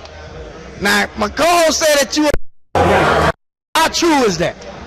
It ain't so true right now. Ain't so true. It could be. Right now, ain't closed the deal enough yet to make him that legitimate Seminole, where he can do the tomahawk. Now, his colors, his school colors, does match Florida State. I must have Mr. Shutdown himself. Now, I'm giving you this. So from now on out, name is Mr. Shutdown. You don't want nothing else. That way, that name follows you all the way through the game, and it gives you that elite status. Now, let's get into what does it take at the high school level to be considered an elite corner? You just got to put forth effort. You got to listen to your coach, Okay. your coach, your position coach. Just do what they tell you and go with it. Because they've been there and they've done it. So they know what it takes to be a good corner in high school and what can help you be better in high school to be better for the next level. Just the small things. Okay. Like finishing the play out, just protecting the crowd, doing things on your own, helping other teammates and things like that. Just being a leader. Now, Coconut Creek, you know, when we think about schools, a lot of people don't think about Coconut Creek, but you guys put Coconut Creek on the map this year. You guys showed them, hey, listen, you better start looking at that school, as I call it, Hammondville, but they call it some other side when you go across the hill. You know, they call it another street, but we're going to call it Hammondville because that's what we know it as. But what are some of the other places, schools that you're going to visit coming up in the near future? Well, the 27th of this month, we're visit TCU and Baylor game. That's going to be a good game. Probably during December and January, I'll visit Clemson, LSU, Florida State, and the last official offer I'm not sure about. Okay, so you, man, you named some top elite programs. You get a chance, TCU, Clemson, Florida State, and the other one is undecided. So there is an opportunity for some other school that's in that elite level can get an opportunity to sneak in the door and get a visit from Mr. Shutdown himself. Now, as I told you, I train corners. you're a you know, sometimes when we talk about tall corners, they look at your wingspan. How does your wingspan help you when it comes to manning down a corner? It helps me a lot because I don't really got to do too much getting down and things like that because of the length of my arms and my body. So I just position myself to match the receiver and put my hands on it because I feel like it look like I should because it can slow the receiver down until getting routes and to lay follow me if I don't get a hand on the guy. So I just use that to my advantage. I play on the other side as well, so I know what it takes as a teacher to stop the receiver and make him play. Now, you know, like I told you, later on in the Tony Sands Show in December, we're bringing back elite corners. We're going to have this place stacked with numbered corners out of Broward, Palm Beach, and Dade County. Numbered corners. We're going to do a corners day. We're going to do a receiver day. We want you to be, we're sending that invitation to you to come back here because we definitely we're going to spend the time breaking down numbered corners in South Florida. Like I said, when you pick him, you better do your homework because you got one of the best in the business and you're taking it from a guy that have trained some of the best in the business. Guys that have been at that elite level, guys and playing. Right now, I think I have like 10 DBs that's in the league that comes through my camp. Man, before you go off to school, I'm going to give you that invitation also to bring you in our camp so we can get out. And we're going to show you what some of the stuff we do. Go on the website and check out what we do with corners. You know, Marcus Robinson, that's with the Rams. A lot of these guys come in and they want to become the best corner in the business. They want to be that next, you know, Al Harris that was an all-pro. You remind me of a tall, lanky guy with long arms.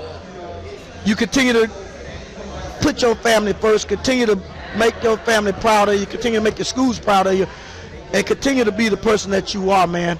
And that's going to carry you far, man. Thank you for joining the show, man. Thank you for taking time out of your busy day because you guys are busy.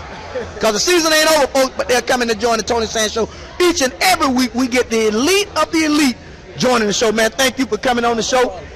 My pleasure to be in your presence. Always. But, hey, listen, you're talking to Mr. Shutdown here on the Tony Sands Show. We're finna dig deep in it. We're going to go a little bit to University School and bring their coach back. Hey, let me hear me some of that Ace Hood, that Bugatti. A minute break, and we're coming back with University head coach here on the Tony Sands Show. Gotcha.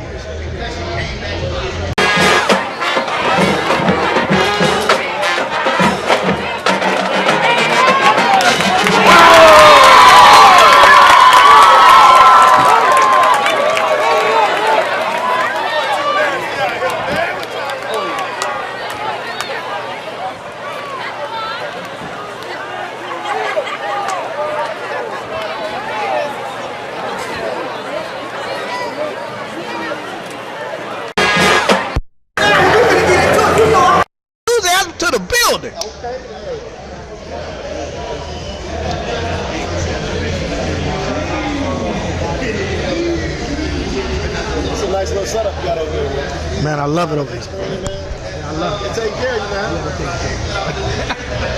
bring a little business too, man. Yeah. And they love it. Man, I got restaurants from all over the place. Question. Want to come in. When you can move the needle, as they say, when you can move that needle of business on, you become a hot spot. Hey, was it your nephew or your son that was supposed to come to our school? He went to Piper, and he went somewhere else. My nephew. It was your nephew? Yeah. And he went to K-State too? Yeah. Is he doing good? No, he's chilling. Yeah, he's doing good. Is he still playing for them, or is he just... No, he's done. He's just chilling, working. Good stuff, man. Let's roll. We can start fading because I'm bringing the main man, University head coach, back to the show. We're back here on the Tony Sands Show live in Fort Lauderdale on the corner of Los Olas and Andrews Avenue 219. I'm here with University head coach, Coach Lou Hay, the man, the myth, the hour, the man that's taking University School and putting them back on the map. Back in the playoffs, baby. Back again, Coach. A lot of people thought, you know, Roger Harrod leaves and the legacy that he left there. And they felt once he leaves, they thought the program would kind of taper off a little bit. What are you doing there with the kids that you have there to instill that this still is a school of tradition? There's no secret, Tony. The one thing is we love our kids.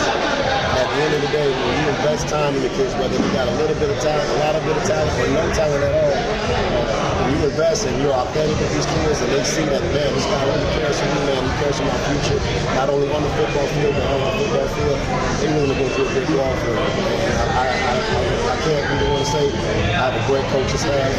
Guys like Coach Greenwood, Henry Columbia, Douglas Cook, who helped us take us to the national championship back in 2010. Coach Fagan, Coach Wesley, I got a Coach Barish, I got a great staff. I'm really grateful for Coach Barry. Those guys are really helping me out and get these boys ready. Now, Coach, as a coach, you guys wear a lot of hats. You become a father, you become a mentor, you become a brother. Anything that anyone would need, you guys become. Now, tell me this. Now you're the head coach. You got to deal with recruiting. You got to deal with making sure that you guys are going to class. How do you balance all that and making sure that your kids are put in the best situation? Well, I'll tell you what, my workload is a lot different than what it was when I was an assistant. Correct. I got less classes to teach. However, I got more responsibilities. 60 young men. It starts with the message of practice and it carries over the day. Our kids accountable in the classroom. In instance, this morning, one of our kids came in with Sanders. Luckily, we caught him at the door. Wow. With your shoes on, coach. Wow. But son, if you don't come here with shoes on, they're going to say something to you. Correct. And I got it right. I don't want it to become, I want you to nip it. But before it gets to you. So, little things like that, just constantly mind. I mean, I'm not doing anything different than what I did before in class. Training the kids, after school, still try to get fired up. I just got a head coaching time. I'm still putting in some of my hours. Here you go. You get an opportunity to take over a program such as this. Because I'm quite sure when Roger left, there was a lot of people probably had their name in the hat. When they named you the head coach, what was that like for you? I'm going to give you a funny story. I didn't even want to be the head coach. Wow. Didn't even want to. I had no aspiration of being a head coach. Still really don't to this day. But I'll tell you what, I just didn't want another situation that happened last year to happen to our kids. And that was really the motivating me. So you know what, man? If I have to be the one to do it, I got to do it. We kind of took it and we rolled with it, man. And that's basically how it. Wow. Like you said, but great things happen to great people. Sometimes we don't expect it, but it sits in our lap because we are anointed to have it. So that's what, when I look at that, I look at your situation when you talk about that you wasn't even looking to be a head coach, but it happened to you. It's kind of like Obama, man. No one really expected him to be a president first. Correct. All of a sudden caught wind. Now you guys are getting ready. Now you've got your team into the playoffs, Coach. Your first year as a coach, and all of a sudden you're in the playoffs. What are you telling your kids now to get ready for the new season, as I call playoffs? Well, one thing our kids is learning as they grow is that it's hard to be good. Correct. Anybody can be sorry. It's hard to be good. There's times when kids are not motivated to practice and take those extra reps and stay long hours. But, correct. They're starting to grow and mature as the season goes along. And, you got Drew put the team first round. And, this time around, I think we got a better chance this time than we did actually in 2000. Correct. Not saying that we're going to win, but we got an opportunity and the kids are going to fight. That's all you're asking for. That's all you ask. That's all you instill them. Hey, listen, we go out there, you put your hat to the ground, let's get it done. And let them chips fall, may you hearing it. Coach Lupe is telling you. Coach, every time I think about it, when I think about you, I think about when you guys were playing Boyd Anderson and I came out with the belts, baby, and here I am, both sides had belts, and all of a sudden, that's when, one of your assistant coach, Blair, was squaring off against you guys, and I had both the belts, man. Listen, I'm going to tell you something. That was the exciting part of my broadcasting. I got an opportunity, and I'm in the middle of the huddle with the referees, and I'm telling these guys, hey, listen, we're finna play some football here. They talking about, oh, no, we don't, nuh-uh. People came to watch a football game. Let's play football. Let's give the fans what they came for, man. The antics was off the chain, man. Oh, man. Teams with these belts, they had the music What, man, it was exciting, bro. It was exciting. Coach, man, I want to thank you for taking the time out your business schedule, bro, and joining my show. I'm going to keep on bringing you on the show, bro. Listen, leading up to recruiting, leading up to signing day, everything. I want to lean on you to get that knowledge of what you're doing at your school. Well, I'm learning as the process is starting to go along. I can't say that I have all the answers. I'm learning as you go. But one thing I can say about university school, that's a school where you can have an opportunity to play no matter if you're a freshman, sophomore. That's it. Back up, you come in, you play football, you want to be a good person, and you have an opportunity to come out and play right now. Those that listen to the show, Tony Sands Show, you're chiming in and listening to Coach Lupe with the university school. He's leading that school into the playoffs. We're going to be back here. We're going to take a quick commercial break. We're going to go out with Drake 0 to 100 real quick. That's how we got to go 0 to 100 with the recruits. We're coming back with the university school recruit live here on the Tony Sands Show. 0 to 100 real quick. Let's go out with that and come back in. Give me one of you. Who you got? Which one of you guys you want to go? How many I got? One or two? Give me one. You go.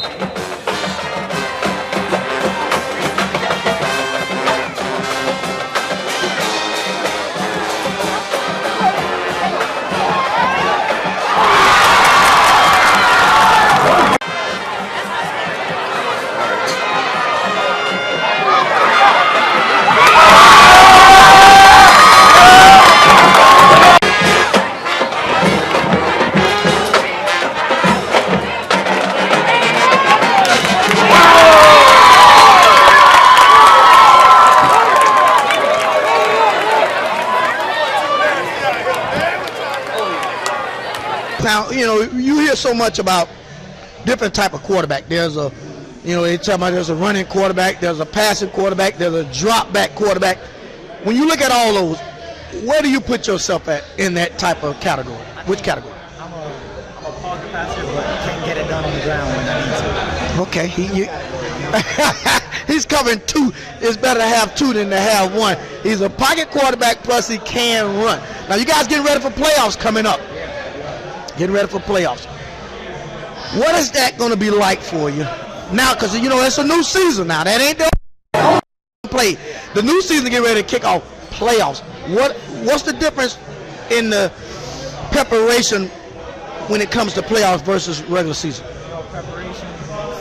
We got to take it really serious now. It's going to be one and done. So we got to really execute on all our plays. Because if we don't, we're going to have to be out of here. Now, normally quarterbacks are leaders of a team.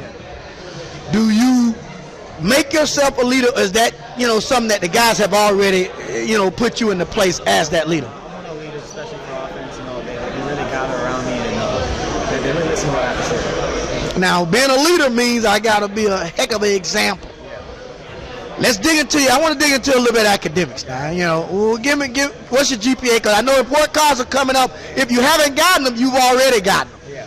What's your GPA? My GPA is 3.7. 3.7. Okay. What are some of the schools that you would like to, or are you going to visit, or is talking to you? Talking to Wake Forest, UCF. Okay. Syracuse too. I love all these schools, really. Okay. All right. What's your aspiration when you get into school? What are some of the things you want to do? I'm really not sure yet. Not sure yet? I'm questioning myself. Pretty soon it's going to come that you got to figure out. You got to tape it down. But they say the average person change 3 majors when they get to school anyway. So you got some time away from that. Listen, man, Miss Columbia is what I'm calling you. The quarterback debonair. When I talk about you got that, you got that debonair look. You got that, what I used to call, what's the guy name that was at South Carolina? sunshine. You got that sunshine type of look. You know, you got that sunshine that up in there that when you walk on the campus as a quarterback, everybody know that you are the quarterback. You got that look to you. You got that quarterback look to you. And efficient, like I said, that drop back and I can get it done, man. Listen, thank you for taking time out your busy schedule. Anytime I could be in the presence of young men, impart knowledge in young men, you continue to make your school proud, you continue to make yourself proud, you continue to make your parents proud. Any decision that you make in life, you think of those three, and you tell yourself, what I do, what I'm going to do in this decision in front of all three of those components. If you can't do it, don't do it. That's already telling you your decision. Thank you, man, for joining the Tony Sands Show. It's been a pleasure. I'm going to dig into you. I'm going to follow you in the playoffs now. We ain't finished with you yet. Because, listen, I'm bringing back all the quarterbacks of Broward County, Dade County. And we're giving you that open invitation to come back. Once we start getting closer towards signing day in December, we're going to break it down. It's going to be quarterback week, receiver week, DB week, lineman. We'll bring y'all back, and I'm extending that invitation to you to come back and join us on that week. Coach Lupe is going to make sure you're here. Yeah, we'll be here. Because we're going to stay with you. Thank you for coming out, bro. My pleasure. My pleasure. We're live here on the Tony Sands Show. We're going to dig into each and every week. We're bringing them in. We're bringing them in here on the Tony Sands Show. Guys, these high school guys are making a name for themselves here throughout the country. When I say football,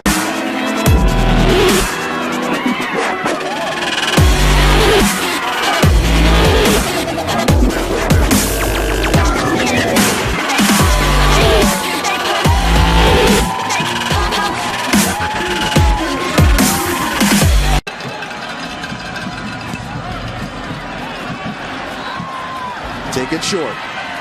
Lateral. They practiced that on Wednesday. Time's going to expire on the game, so this either goes or it doesn't.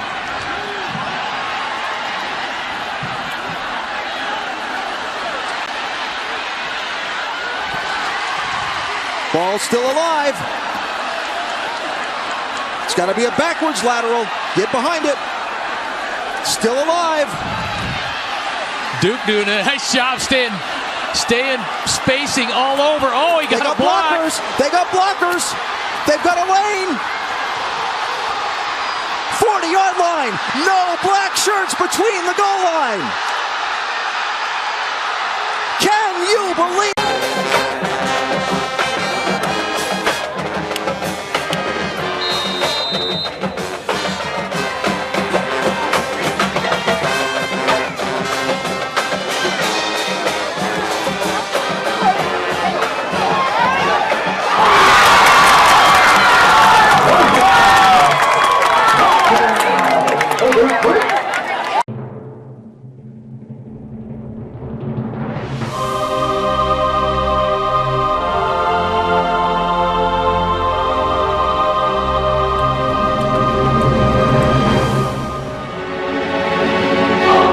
Call in and speak to someone. I guess you can call us at 888-429-5471 on the corner of Los Olas and Andrews Avenue. We're live here at Tilt to Kilt.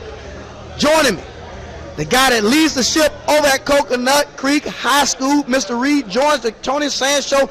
Coach, listen, your team has made headways throughout Broward County. I know when I came in, Coconut Creek was, a school that people would talk about, but you've made them a household name. You got a chance, man, you're coaching some of the best talent in the country. How do you keep all that talent and keep them under control? Because sometimes when coaches get that much talent, everybody, how do you manage to keep all these young men in line? Yeah, that's definitely a challenge. I talk about a thing called the disease of me, right? And I got that from Pat Riley. He said, once you have success, everybody tries to think about themselves. And so I keep them grounded. I just keep it real with my kids. I tell them, you still got to work hard regardless of the hype or whatever it may be that comes your way. Today, the eye in the sky doesn't lie. So correct. It doesn't matter what everybody's saying about you. It's what you do, how you produce in the field. You watch film every single day. And I point out to my kids Now, Coach, you got some young men that's highly recruited. Highly recruited. I mean, some of the best in the game at their positions. What are you telling them with recruiting pretty much starting to get it at its peak?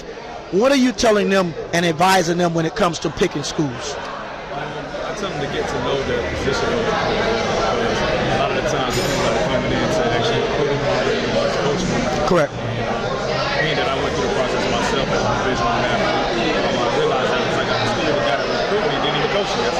Correct. You never saw him. Correct. So I tell them what questions to ask and who to get to know within each program that they have interest in. I just kind of give them the game and they've done a good job with it so far. Now, Coach, where are you now? You got a great class of guys this year.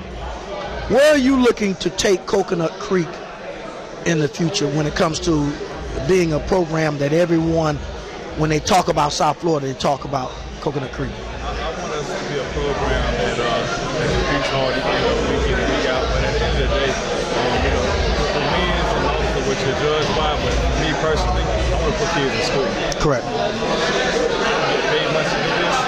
Oh, you ain't got, especially here in South Florida, folks. They don't get paid what they should get paid. A la Texas, $100,000. Yep. And I came from Atlanta, Georgia. Wow. So where in Georgia, they fund those schools a whole lot better than they do in South Oh, yeah. Florida. They have a lot of resources. We have such great talent out here that I knew once I took this job in Canada and give it to Coconut Creek community, we'd have success. But at the end of the day, for me, getting kids in school and being a program that produces Division I athletes year in and year out is what I want to be known for. Now, Coach, you look at this busy off season now that they come up where all the kids are playing 7-on-7s. They're all over the place.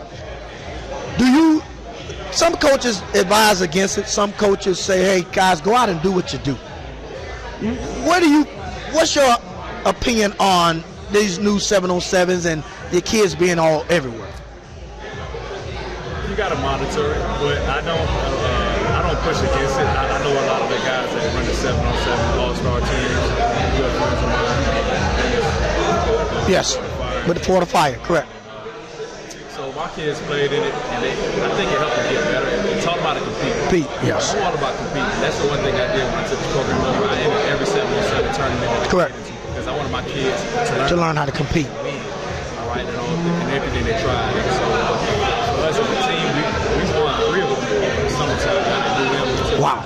UCF, we won theirs. Wow. And the strike, the shootout, we won as well. So we had a lot of success with some of the 7-on-7. And to me, it was about changing the culture. Kind of the culture. We wanted the kids to learn how to compete and win, and that's what we did using that 7-on-7. And that's the one thing I'm hearing about you guys. The culture over there is changing to where it's becoming an attractive school to where guys say, hey, I want to go play over there. The last 2 to 3 years, that's all I've been hearing. Hey, 2 years ago, I heard, man, Creek is where the school they have when it comes to everybody, and I heard it again this year. I got a chance to see you guys play, and when you talk about competing, I saw you guys play when you played Cardinal Gibbons, and I saw you even though your kids were down at some point, they still stayed the course of what you were teaching them, and they fought back to get that win to where all of a sudden, here come the fourth quarter, now these guys are ready to go, and they kind of extend that lead to where you guys felt comfortable that the game was over.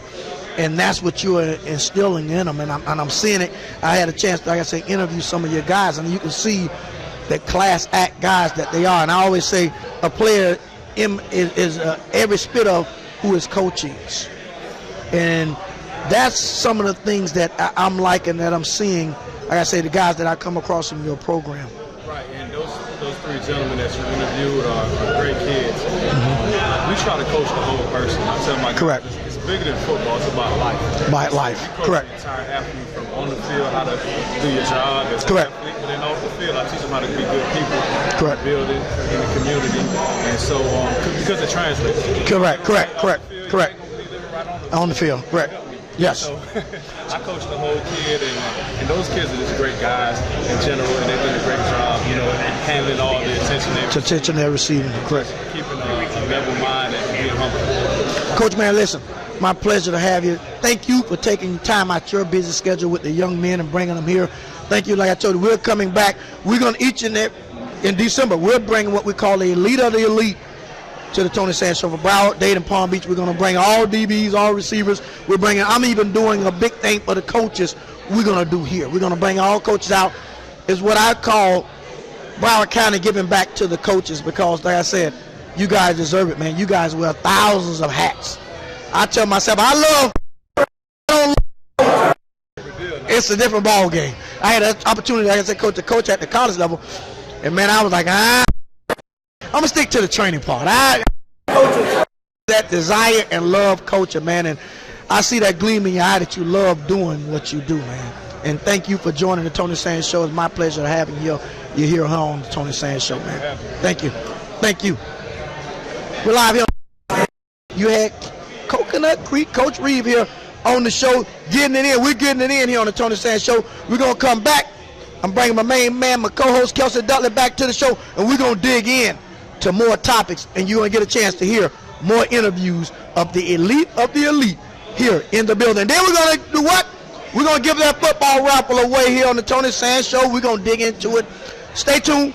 Let's hear the best of both worlds. I love that Jay-Z. Jay-Z know how to do it. The best of both worlds here on the Tony Sands Show. 2-minute break. And my main man, Kelsey D, a.k.a. the coach, here on the Tony Sands Show.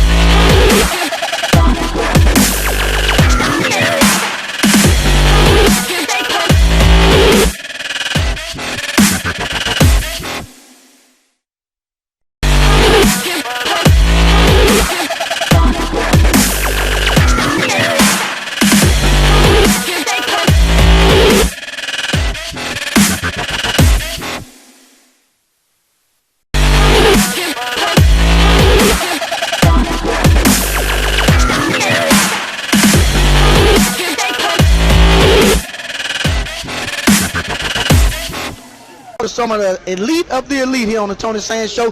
You interviewing them. Kelsey, what's one of the things that you're hearing out dealing and communicating with the young men? These kids are really taking this thing seriously as, the next level of recruitment, how much it's becoming a business out there, Tony. And they're really taking their future seriously and not only committing to the program, but also the school with a lot of these colleges. And, they're really focused. And with us having some of the top athletes down here in this area, man, these kids have their head on straight academically and athletically. And that's what, because Kelsey, you got to think of what other show man, that brings in the elite of the elite when it across the board.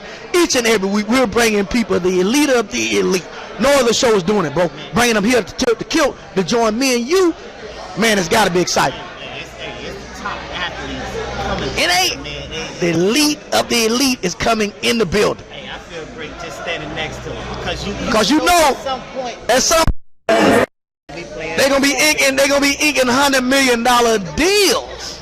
$100 million deals. So as you listen to the Tony Sands Show, you're getting an early listen and a heads up on some of the guys that are going to become household names in this industry. Very quick.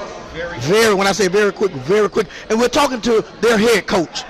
And every time I look at one of the kids, I look at their head coach, and I see the same resemblance. You can see their head coach in them. And you can tell, when you see that, you know that their head coach is doing a heck of a job with them. The message is making it to the kids, and that's what it's about at this high school level, that the coaches really invest their time and become like a mentor, a second father to a lot of the players and give them guidance, especially in making this big college decision. You say, you know, with all the things that are going on in the college landscape, that, okay, hey, you know, coaches are changing places. All over the place. Things are going on the college campus, and the troubles that go on the college campus, you know. Hey, I mean, me and you were in college a while back, and oh man, things have changed a lot. The landscape have changed. Listen, to think about, man. What? Because I was thinking about that as I was driving to the show. These guys are becoming household names at an early age. Yes. Household names at a early age in the industry. And these guys are playing in some of the top all-star games coming up. Correct. At the end of their season, so as soon as their season ends, if they're not in the playoffs, they're quickly turning around and getting ready to play in these top-level games. That they are. You know, that are going to be publicized and promoted all over TV. All over. So, you know, this is something that is huge, and you know, social media blows up with all this stuff. You got Twitter blowing up with all these things, so it makes for a lot of changes for the athlete and a lot of people for them that they have to pay attention to what's going on. I mean, you know, social media, they're always tweeting out, you know, this, I'm doing this, I'm taking a picture here with Under Armour or with Nike or. And Nike is showing enough putting their stamp on a lot. And I don't blame them. They're smart. Yeah. They're smart. Because you're going to get a chance. You finna interview this next kid. He's from University School. He's one of Lupe guys. Hey, Tony, this is Kelsey. a diamond in the rough. I'm hearing it. This kid is a diamond in the rough. The man when it comes to being a man in this industry. I'm going to let you dig into his brain. And then we're going to come back and we're going to close out our show here on the Tony Sands Show. Come on, B. Take this.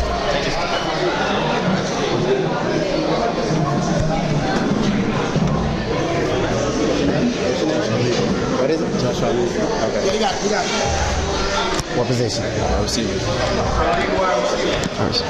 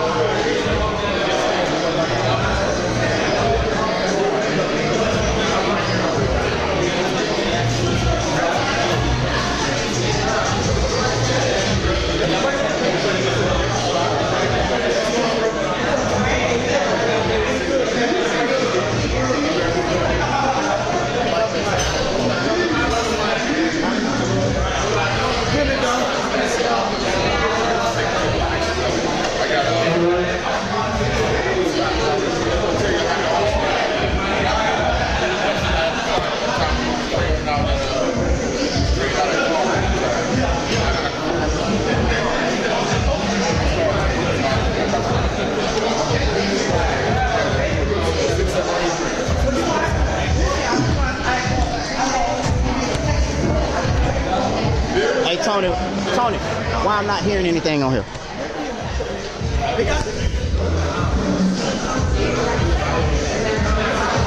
No, he got me on wait. He got me on wait 30 seconds. Go ahead, run it. We're still going. Don't worry, we're finna run. Got it? I'm gonna put you in the middle. Get on out, get on. Okay, I'm ready. Go ahead, John. Commercial. That's your commercial. Okay, we're back here on the Tony Sands Show with Josh Ali. He's one of the top receivers here at University School down here in South Florida, a true athlete, and he's making things happen for University School. How you doing, young man? All right, good to have you here on the Tony Sands Show. How's your season been going over at University School? I know you guys getting the program going over there with Coach Luque, a very good coach. How do you think your season has been turning out? We've been doing better from last year. Last year we were 3-7, now we're 6-3. We doubled up wins from last year. Good program, coaches are leaving us. We got some good seniors, some young kids coming up. We're teaching them the ropes and everything. We're doing good. Okay, now you yourself play receiver. Are you one of the top receivers on the team there?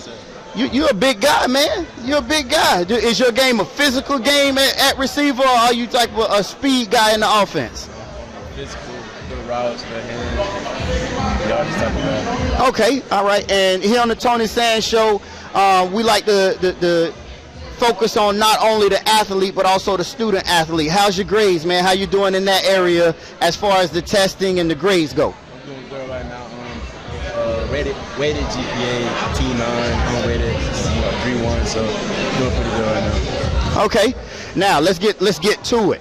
Let's get to it. We want to find out what, if you have a 5, top 5 schools that you're looking at maybe to go on to after high school and be a superstar, or maybe you got your top 1 or 2. What are some of the schools that you're looking at?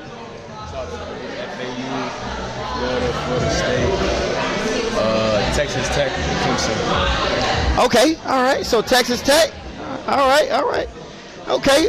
So you heard here for University School, one of the top receivers, the man for University School, and looking to make big things happen for their program. We're here at the Tony Sands Show at the Tilted Kilt, bringing it to an end. About to sum things up here. It's gotten crazy. Done filled up with people here. We're signing out. Had a good time here. We're going out. We got boys in the house. We got University School in the house. Thanks for joining our show. Tune in next week where we'll be back at you with some live action and some top guests.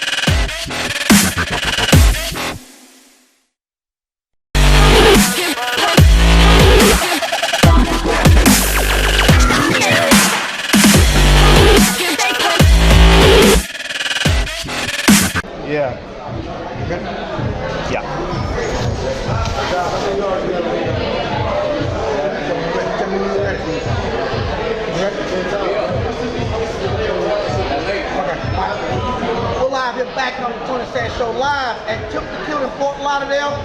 Joining. When I heard this name, this guy, a name that makes you think of a superstar, Josh. Man, tell me this. How did you, first of all, who named you? My grandma. When she named you, what was behind the naming process? Did you ever ask about it? Yeah, she said she wanted to follow me. Joshua. Biblical name she wanted for you. Now tell me this, with you having a name like that, that's hard to live up to, especially when your grandma name. A little different when mom name, you know, they gonna give us a name. First of all, how many siblings are there? So yeah, you know, when your mom named you, there's 3 siblings, are you the last of the bunch or the older of the bunch? No. Oh, okay, yeah, we're gonna give you a name first.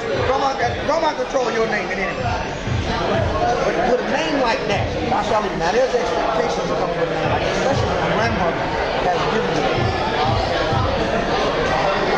You go over to a school like University. What are some of the expectations that you expect out of yourself and the example that you're going to lead with? You lead that school, the legacy that you're going to lead with.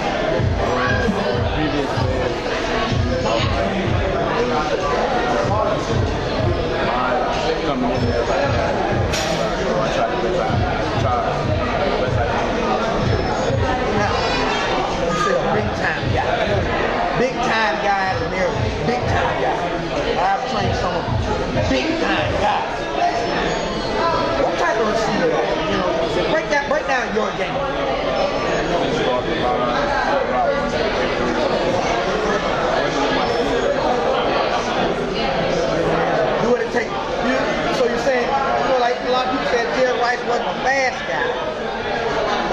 what it takes to get in the end. Football speed. Yeah, elite football speed. And Coach Kelce asked me earlier about right now. I know you're a year away. I'm gonna squeeze, try to squeeze out of you. Give me what you consider your top five. There is a top five.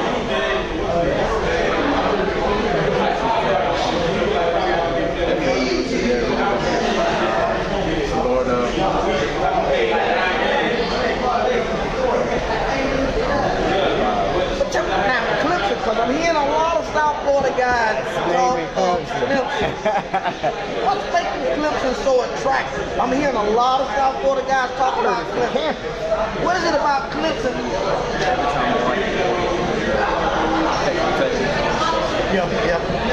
Texas Tech, they gunsling that thing. Leach left that legacy, and they still doing it. And I guess for a receiver, you want to go to a program that's going to love you. Now, tell me this. What kind of coach? Great coach. Everybody's out of it. Coming in. Correct. Do something. I think the second part. That's got to be strong. Second father. That's powerful. That means he's doing an excellent job with you and the rest of your men that you're surrounded by. You guys getting ready for playoffs. Now, what I call the second season of the season.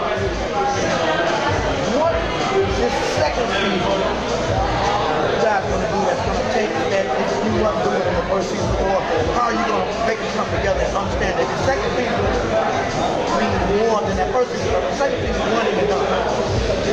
What do you guys, how you guys prepare for the second season? Come together, making a lot of changes. Last couple of years we have first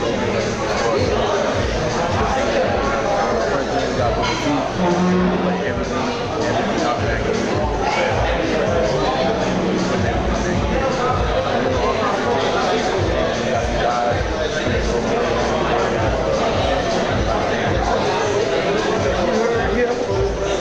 Hey, he's selling his game as an elite game. Clemson is a name that he's naming that's on his radar. Grandma gave him the name. That's a biblical name, Joshua. We're talking to him live here on the phone saying, so listen, thank you for joining the show, man. Each and every week we're doing it here, like I told you. When we bring back receivers, even though you're that 217 guy, you bring it back. Yeah, we might have to sneak him into the group. Yeah, well, I'm going to put you on. Man, sneak you into the group. Thanks for coming on. I appreciate it. Thank you, brother. Listen, as we tell you, we bring the lead of the elite here to the Tony Sands Show. I'm Tony Sands, this is my main man, Kelsey Douglas. We're going to interview two more guys here on the Tony Sands Show. We're going to go to a quick commercial break. We're coming back. We're going to dig in to the play here on the Tony Sands Show. What you saying about your head?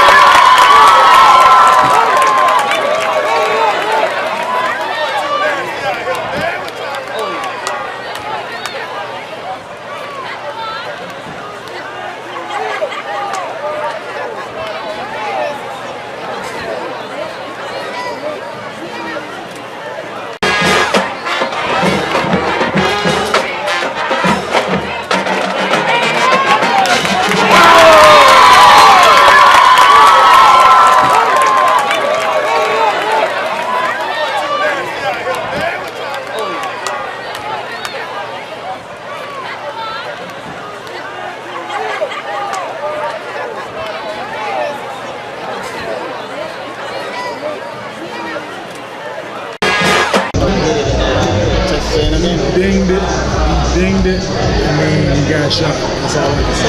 But he ready to go for this game this week, huh? And if he needs the shot, he'll take the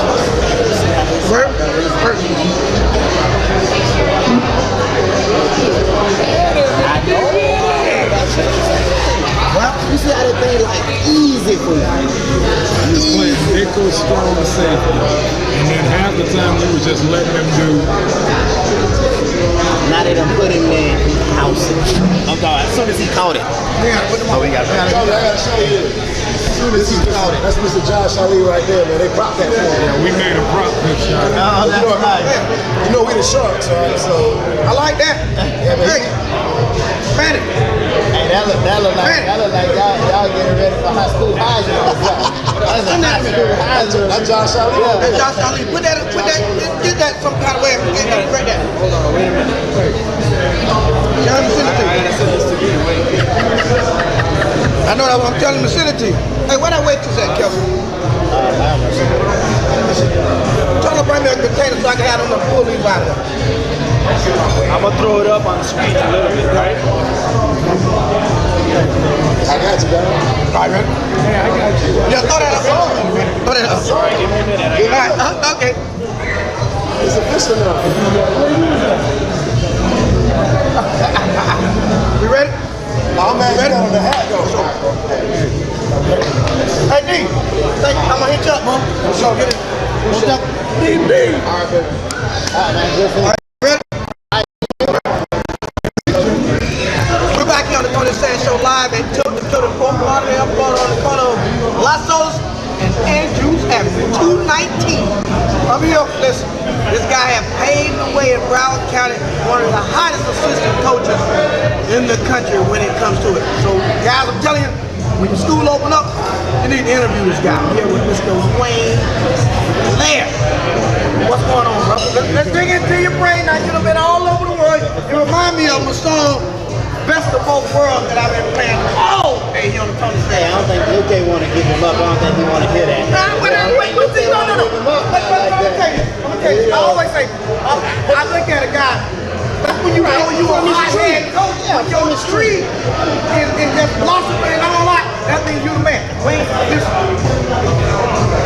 Now you was at Fort Anderson, you go to the neighborhood, and you come back here. And come to mind in the game. You are the hardest defensive mind in the game. But tell me this. What are you doing and what are you imparting into those guys when they go on the field and make a buy into your program?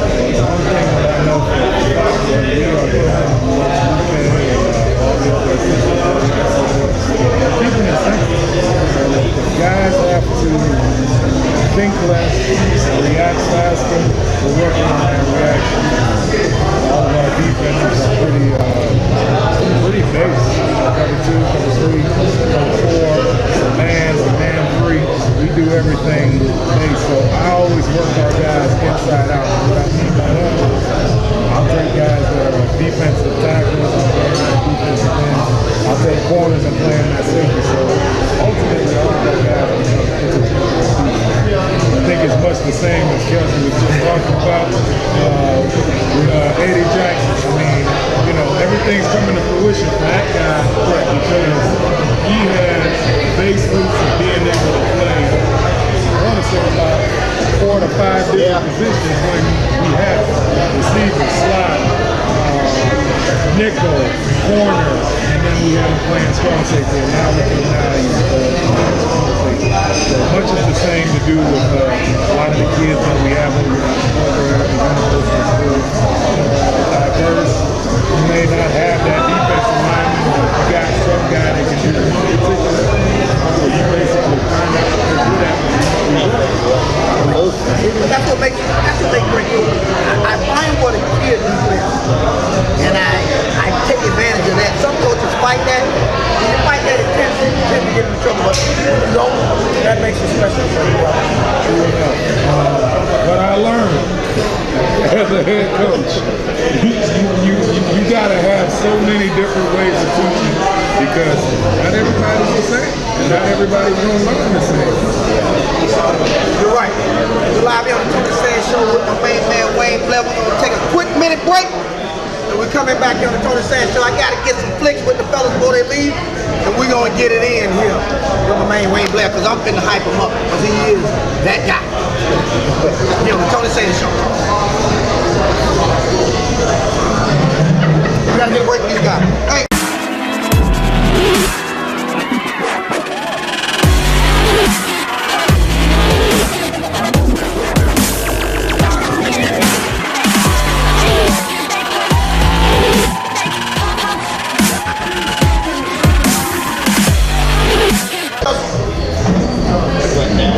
All the guys, all the players, come on this way. Man, no, we're gonna take a group shot. Take one with your phone in your pocket. We want to take it right here. Is it good to screen? Is it good to screen? We should take it away. We took it with Pounce.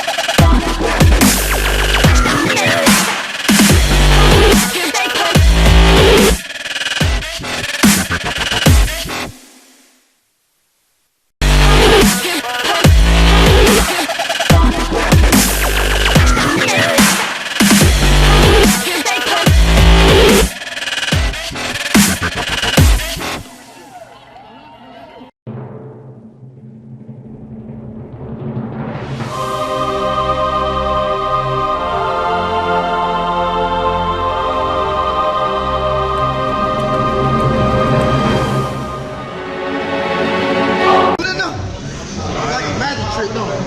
See that? All right, here we go. Let's see what we got. 680062. Who is it? Who is it? 680062. Oh, that's Coach. Yeah! Y'all let the coach did it.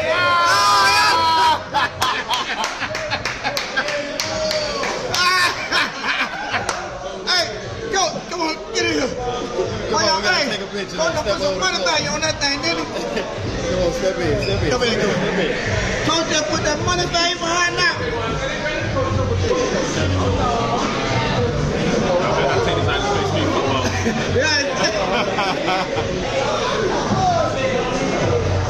That hey. This is a little minute. That ain't no leather, that's that real leather. You know you took that real thing. Hey, you know who gonna try to get that glass free. Yeah, I know. Yeah, they Throw it up over the mantle, you know. Boy, get personal with this in your hand. They might be warming up before a game with it. Yeah, I know. Yeah, I know. Hey, listen, hey. It's Stevie. That's that real deal, y'all.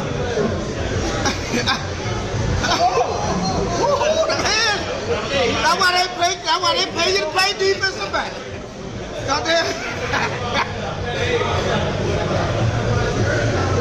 Hey, don't worry. Hey, now you know what I'm giving away. We're gonna give away one ultimate prize. Opportunity